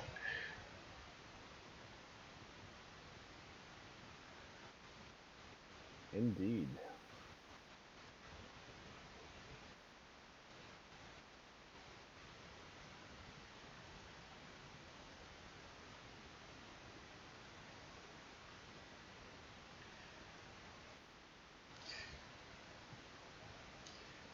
Print time on the display. Time left. Not really. Not in its current iteration. The newer TFT software that's been released, you can incorporate that feature into it. But given what I know about what's going to be happening with the printers before too long and everything like that, it isn't something that's on the front burner for me to do. I've been working with the newer versions of the TFT software for probably a couple of months now. Big Tree Tech, or is it Big Tree? Yeah. That does that they released the source just a little while ago. I had it a little bit prior to that, and I had been working with it. The issues with what has changed, we can't just use um, Arduino anymore to uh, work with the TFT uh, changes in software. We have to use Platform IO. I'm not as well versed in Platform IO as I am with Arduino, so it's taken me a little while to get up to speed. I'd like to have that. The other issue too is your slicer settings and things like that can um, have some bearing on the output for the time left. You'll notice if you go, whether it be Prusa, TiVo, ANET, Anycubic, any of the printers that are out there, you'll notice from time to time you'll almost never get the same print time remaining on any of the printers. You can get close, but it's not very easy to track down because there's so many different variables possible with that. I mean, right now, as it stands, we have time elapsed, and that's actually where you'll see, just say if you go ahead and you try to do a print that says it's going to take 5 hours, when the print finishes, you'll notice that there's often a discrepancy between how long it actually took and how long your slicer said that it was going to take. Sometimes a Prusa slicer and Simplify 3D seems to be a little bit nicer for. Oh, you're killing us, Taz. There we go. Prusa slicer and Simplify 3D seems to be a little bit better at estimating time. And if I really need to get down to the wire, um, if I really need to get down to the wire as far as kind of wanting to know how long a print's going to take, I'll temporarily throw the same model up. If I'm slicing with Cura, I'll throw the model up in Simplify 3D or throw the model up in Prusa Slicer to get a little bit better of a time estimate.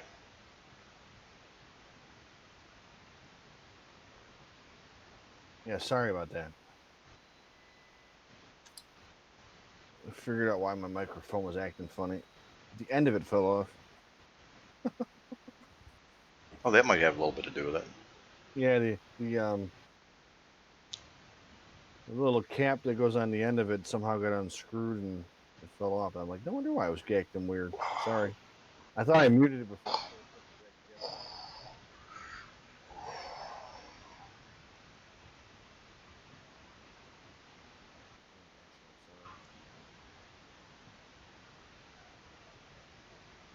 When things show up in Cura as orange, um, I'm going to draw a blank for a minute right here, only because I've been looking at about 4 different slicers over the last week. That usually shows you like the overhangs and things like that. Yeah, that's usually telling you um, if you have those colors and you have supports enabled. More than likely, if I remember correctly, it's either red or orange. It's probably going to be orange. That should actually show you where the supports or where the Should software. be. Yeah, and uh, you can check that or confirm that by go ahead and running the slice and then doing the preview. Chances are, I'm pretty sure that's where that's at, or that's what that is.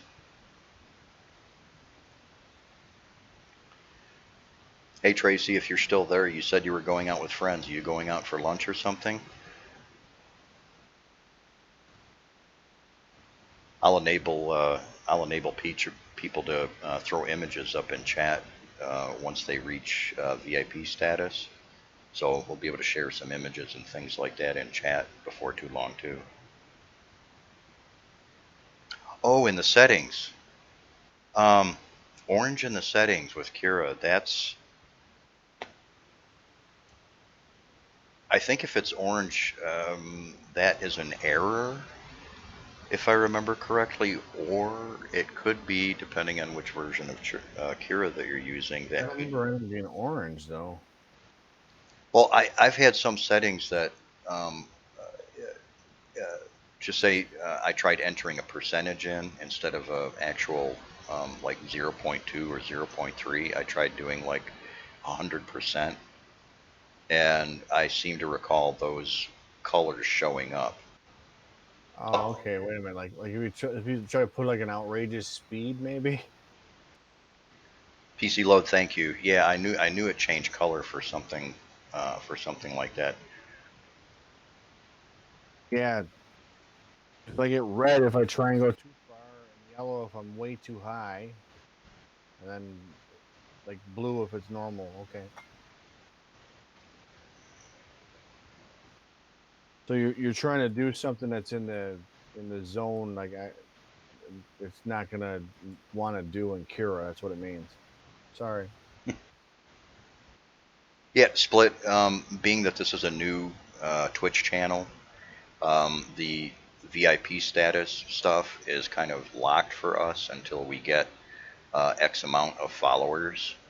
So if you haven't followed the channel, if you guys could do that, that'd actually be great. Because once I reach a certain level of followers and things like that, I'll be able to enable those VIP features, and yeah, I'll do that right away. Yeah, it's got to be a warning of some kind. Yeah, it's a warning because I actually put like 3,000 in a speed and it went to red, and I put like 250 and it was like an orange. So yeah, it's an indication of you getting too Excuse me. high on your settings. Now for the octoprint thing not showing up on your X1, you have to understand that the TFT display is pretty much a mini pie in and of itself. So there's communication issues. So one doesn't like the other one. They don't play nice together. So you're not going to see a lot of stuff on your display through the octoprint interface. Excuse me.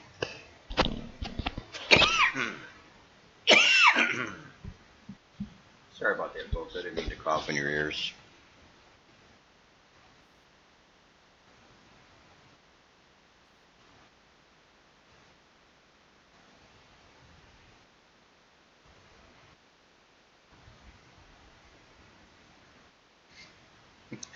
Voice split. You're testing the chat bot, ain't you? I'll be able to go back through the logs and actually check stuff, and I'll kind of make the So alterations and you want changes. to initially get your bed already somewhat to the level where you want to be, then heat it up to 60 degrees, and that's when you're checking it. So you can get it within the realm of where you want it level to some degree, but then you gotta make sure it's heated up when you decide to check it level on all four corners and center. No, leveling it cold doesn't work right. You have to understand that with heat you get expansion, so the springs are going to expand, the bed's going to expand slightly, so you need to have a warm level to figure out where you're at, or else it's not going to be right.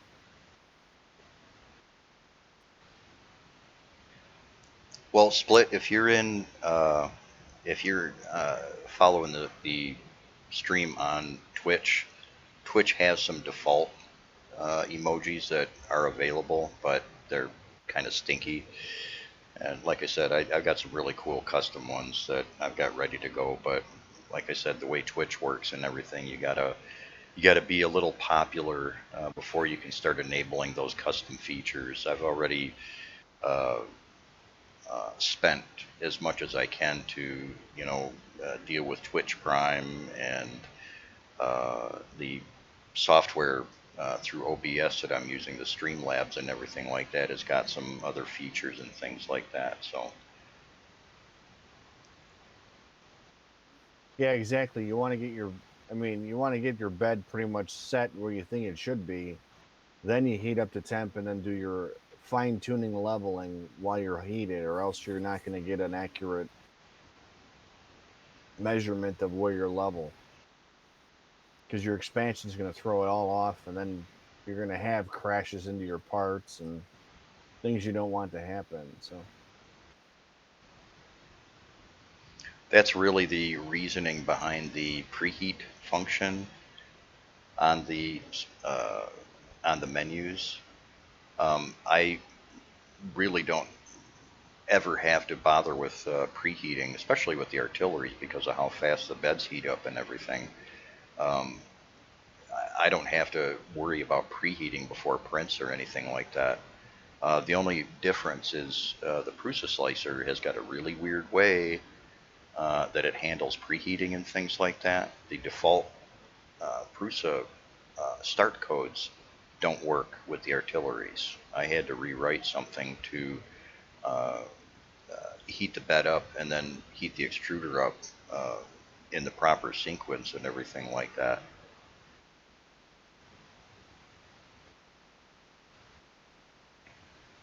Yeah, cold zits are no good.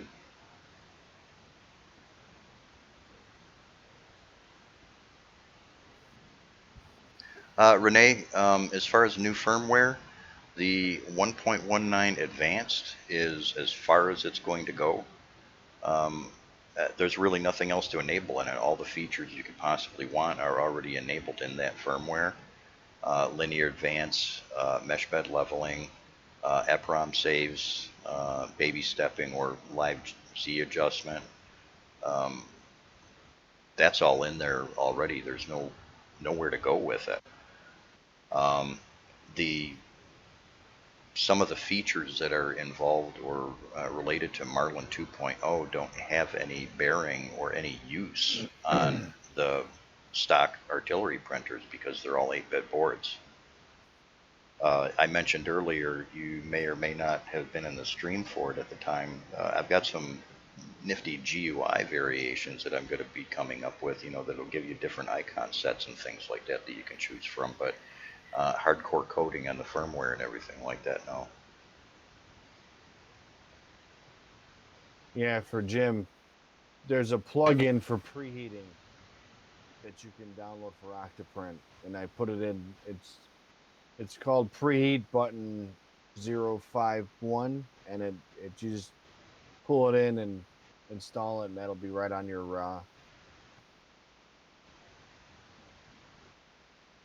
It'll be right on your just below. I was trying to show them while we were on here. Yeah.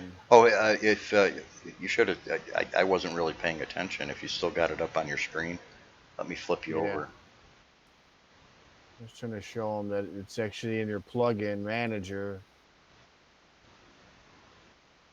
and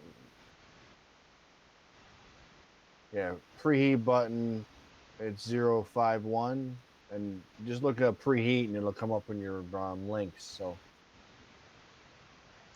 So that should help you out. And then it actually winds up putting it in right where it says cool here on mine. Is your preheat button. So you press that and it'll say preheat. And that way you don't have to mess around with like coding it. Hey, Steven, welcome aboard. Welcome to the stream. You're kind of rolling in a little bit late. We've been at it for a couple hours already. but we're still Yeah, having fun, so I'm not worried about shutting it down. we've been here for a bit.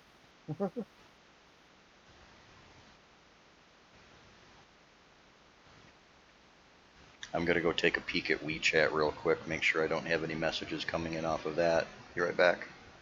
Okay. Wow. I just put a whole bunch in the weird chat.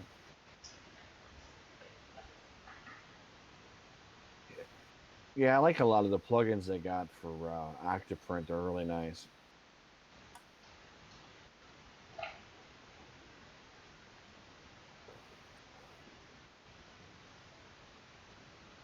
We got the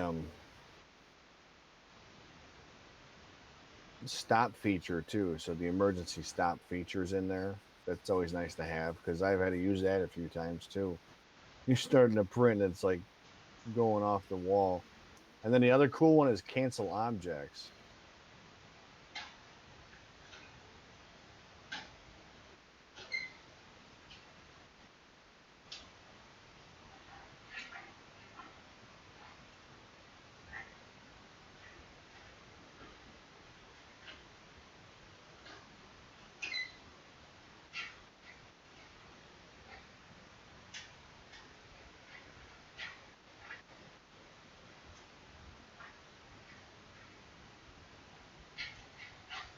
Is there a way to adjust the wheels that ride on the Z-axis so the pressure is equal on both wheels? Trying to figure out what you mean by that. In all honesty, I'm not sure what you're asking.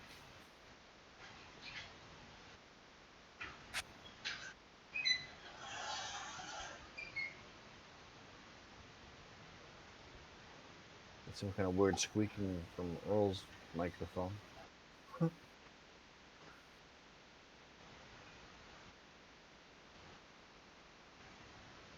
Yeah, there's only one adjustment wheel. You're right, but there's really no way to get two, and unless you modified it yourself. I don't see a way of really.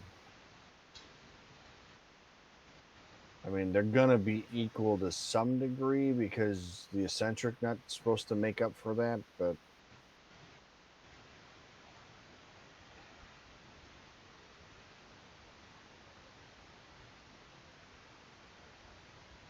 I mean, it should be applying even pressure just by the fact that it's the way it's set up. So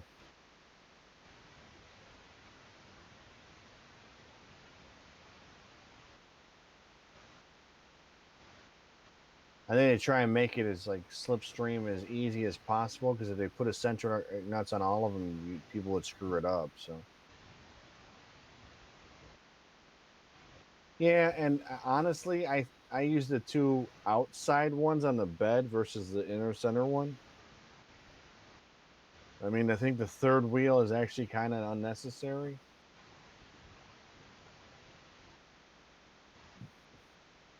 That's the way I looked at it. So I wound up adjusting the two outside ones, and then I try and keep the center one as close as I can, but I don't adjust it all the way. I keep the two outside ones to where they're tight, but you can still hold the bed still and push the wheel with your finger. Yeah, like I said, you can take the center one. I just left it in there because I figured you never know.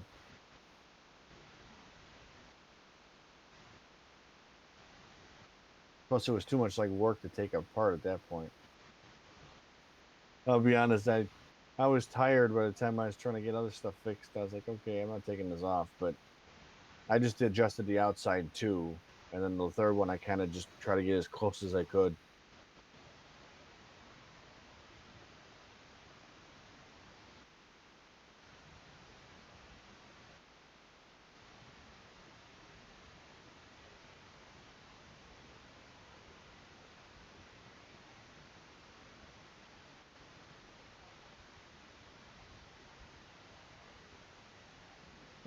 Honestly, it's almost too rigid with linear rails, so I don't know.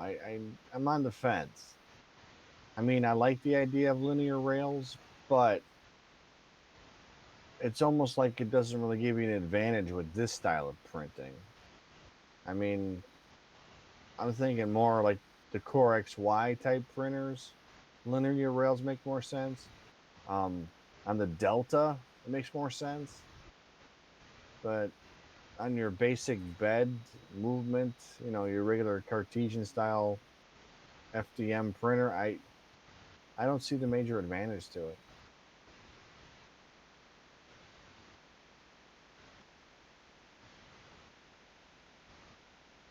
No, I get you not having to adjust it all the time, but I honestly I haven't had to adjust it that much. I mean, I think I did it like once. It was the initial trying to figure out the three wheels was the big thing, but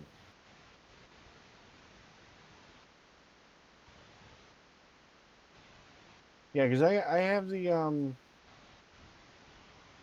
Anycubic Castle Plus, and that has the linear rails, which it needs it on those because they were using the original before on the before they were using wheels, and it was a dumb idea just because of the way it moves. But like I said, our ones, on the bed and the axis, do you need them?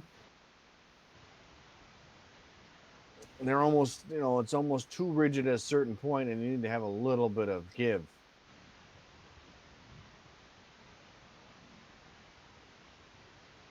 Yeah, I mean, you can do that. I can see it.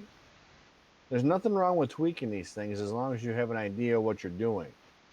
Where I think a lot of people get angry or upset with like telling people they need to upgrade when they really don't. Well, thanks for hanging out with us, Split. Appreciate it. Have a good night.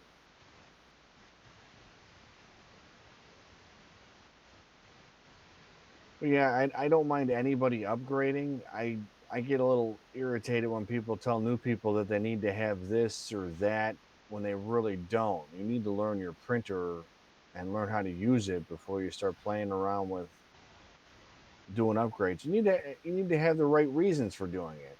If you have two or three printers and you feel like upgrading, I see nothing wrong with it. If you're brand new to this, trying to do it and thinking it's gonna be the magic bullet to fix a problem you have between slicing and learning your printer, then you're fooling yourself. And whoever's telling you it's full of it, they're just selling you stuff. So that's the way I look at it. I mean, the printer stock itself works great. You need to learn how to use it. You want to upgrade and advance, that's on you as you get better. I don't know. That's how I look at it. I mean, I don't think there's anything wrong with upgrading, but I think there's something wrong in telling new people starting out that you need to get the ABL, that you need to do all these different things that you don't need to do. Learn how your slicer works. Learn how your axes are functioning. Make sure you learn how to tighten a belt. You learn how to clean up your printer. Get all that out of the way first before you start playing with taking things apart, expecting a magic formula to somehow save you from not knowing how to work with these things. Yeah, the topic of auto bed leveling sensors versus um, good um, basic knowledge is going to be its own topic on a stream at a later point in time. Oh, sorry I missed you, Split. You're probably gone already. Thanks for showing up.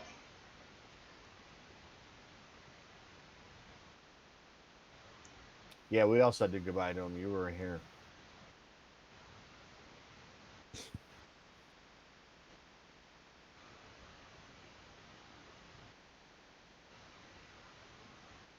But yeah. I'm just catching up on chat, folks. So, well, part of it, to be fair, I really need to move one of my monitoring laptops into this office if I'm going to be streaming. That way, I can actually just flip around and check some of this other stuff that I don't want to have on the streaming system. No, I know. I'm just teasing you. I'm just on it, bro. I'm on the chat. Well, there was a 40. Facebook messages for me. So, and that was just from the artillery groups. So y'all need to tell the other guys in the Facebook groups that are slacking that, hey, these guys are streaming right now. Ask your questions there. Right? I'm not sure how much longer I can go though. Yeah, we're almost done here. We're hitting almost 2.5 hours, and I'm a little fearful for the file size when I'm going to re-upload and edit back up to YouTube and Twitch. So it's been good so far. You guys have been really cool. Yeah, it's Course, great to have questions. of course, I haven't. I don't know if we've had problems with anybody because the chat bot seems to be doing its job, maybe a little too well. I'm going to go back through the logs afterwards and look that over and refine it. I really appreciate the people that have donated so far, and if you haven't followed or if you really want to subscribe, go ahead and do those. That's awesome. That's just going to help the stream and help the channel. Someone asked a question earlier about donations and stuff like that. I'm not looking to majorly monetize this or anything. That's not what I'm all about. But anything that's coming in off of that is going directly back into perks, merchandising, and later point in time free giveaways and stuff like that. For uh, heck, we can do raffles. The chatbot can be a Richard. Hmm. I wish I could give an award for creativity. That's awesome.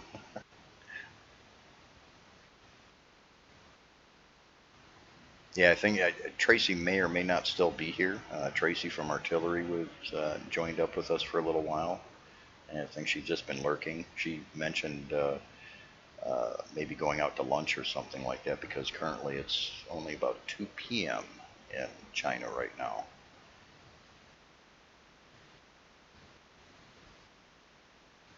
That's awesome. And yeah, they have a holiday this weekend, but I don't think they're going to be able to participate as much as they normally would. Because this holiday that they're going through right now, that's usually where they go to the cemeteries and things like that, and maybe the temples, and uh, clean up the cemetery plots for family members and things like that. And because of, in some places, they may still have the lockdown or distancing going on and things like that, I don't think they're going to be able to participate as much. And it's also a weekend there too, so I'm really appreciative of Tracy deciding, she could show up for this particular stream. Normally, um, the stream dates are going to be on Fridays for the larger topic-oriented live streams, and then for the daily streams and things like that, where I'm just going to be on helping people out and stuff like that. That's going to be during the day, so we'll probably see the artillery people while they're at work showing up from time to time too.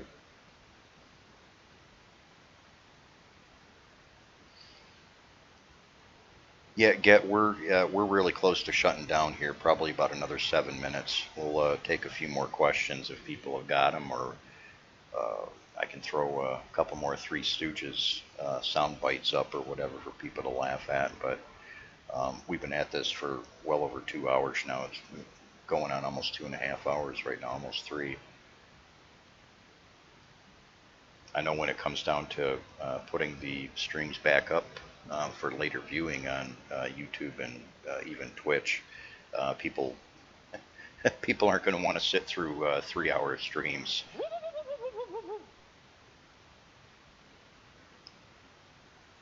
Oh, thanks for following, Coochie. Appreciate it.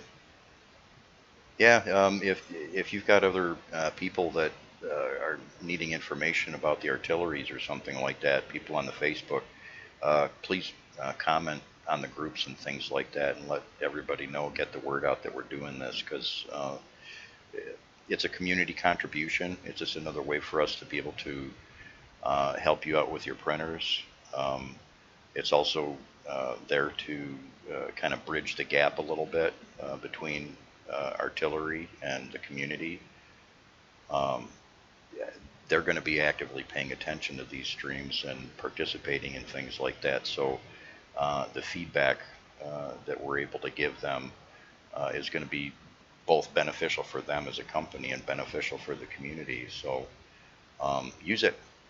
I don't mind doing the work, putting all this cool stuff up and everything like that, and taking the time to run this stuff. Um, it's it's for you guys to use. So there you go.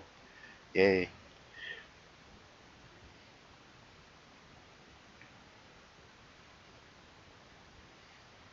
Oh, yeah, just peeking through chat there. I seen uh, my son in Hawaii showed up for a little while, and he's watching too. That's awesome. That's always cool, yeah. Oh, there's that. What you still drinking A&W out of that wine glass? Yep. We'll have to have a bourbon stream or a beer stream or something like that, since we're not a kids channel. It's not just A&W, so. Oh, okay, there we go. Yeah, we appreciate. That's all you see me pouring, and that's all you're gonna see me pouring. But Yeah, PC load ladder. Yeah, that's hey this idea I had before. I used to do streaming for my 3D modeling and for my airbrushing and stuff like that, and I always wanted to do that for the other company that I used to work with, and I'm glad I didn't take it that far.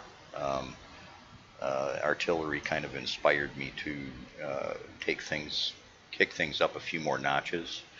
Normally, I wouldn't have put so much effort into the stream visuals and things like that and some of the systems involved, but artillery kind of puts me in a good enough place to want to do this sort of stuff for it. I enjoy doing it. I wouldn't be doing it if I wasn't having fun. I know Taz has fun too, so.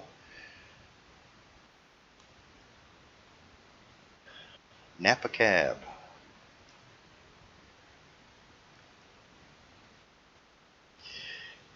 Oh yeah.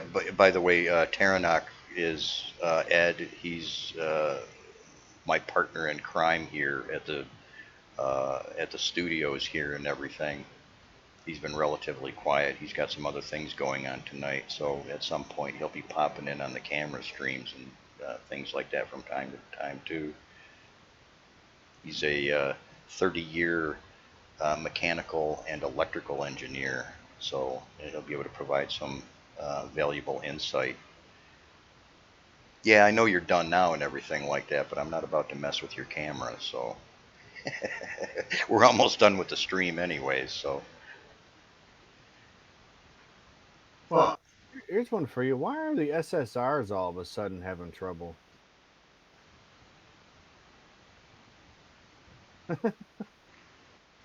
You popped in on your cams. That was Yeah, great. I saw that. I saw that. We goof around with dog collars here from time to time. If we're going back and forth, we'll put dog collars on and we'll kind of play with the remotes and stuff like that. Wait till you see. But who knows? Twitch or YouTube might consider that as violence or something like that. I don't want to get a jackass label going on. Although it'd be cool if Steve-O showed up, but I'd be afraid of what he'd put the printers through.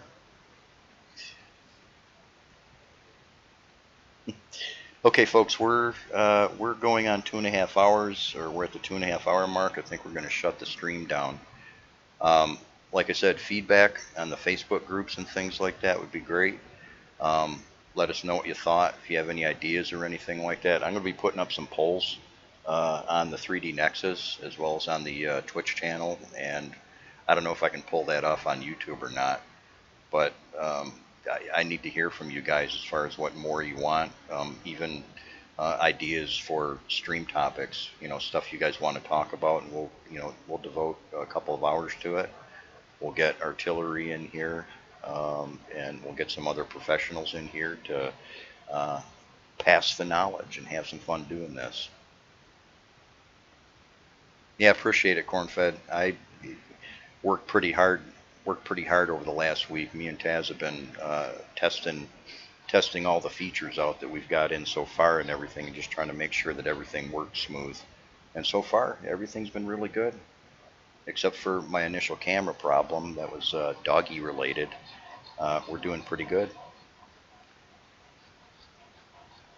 So, anyways, if once again, I'm just going to plug the channel. If you haven't liked or subscribed, appreciate you doing that. That'll help the channel out. Um, any suggestions or anything like that, pass them along. Taz, we're going to end up talking for a little while afterwards, after the stream. But thanks for showing up. Anybody else that has showed up, Tracy, if you're still out there or you're not buried in some lunch now, I appreciate you showing up. Oh, real quick, Mike, 24/7 printing, how often y'all switching a nozzle? If it's just PLA, God, I've had nozzles last, 6 months to a year if it's just PLA. But your regular maintenance that you should be doing on your printers and things like that, you should be checking these things. At least if you're doing heavy printing like that, you should be checking them once a week anyways. Raise that Z gantry all the way up and, give it a quick inspection. Making sure they're not getting flat or gunked up with garbage. That's about all I'm doing. I went to the hardened steel ones myself, but that's because I like to play with, wood filaments and some glow in the dark stuff. That likes to chew up the brass. So, but yeah, I can't see having to change them that often. In all honesty, but I'd like to say, everybody, see ya. Thanks for hanging out with us. Appreciate it. So, I'll get my little plug in there. All right, we will talk to y'all later. Folks, you have a good night, and thanks for showing up.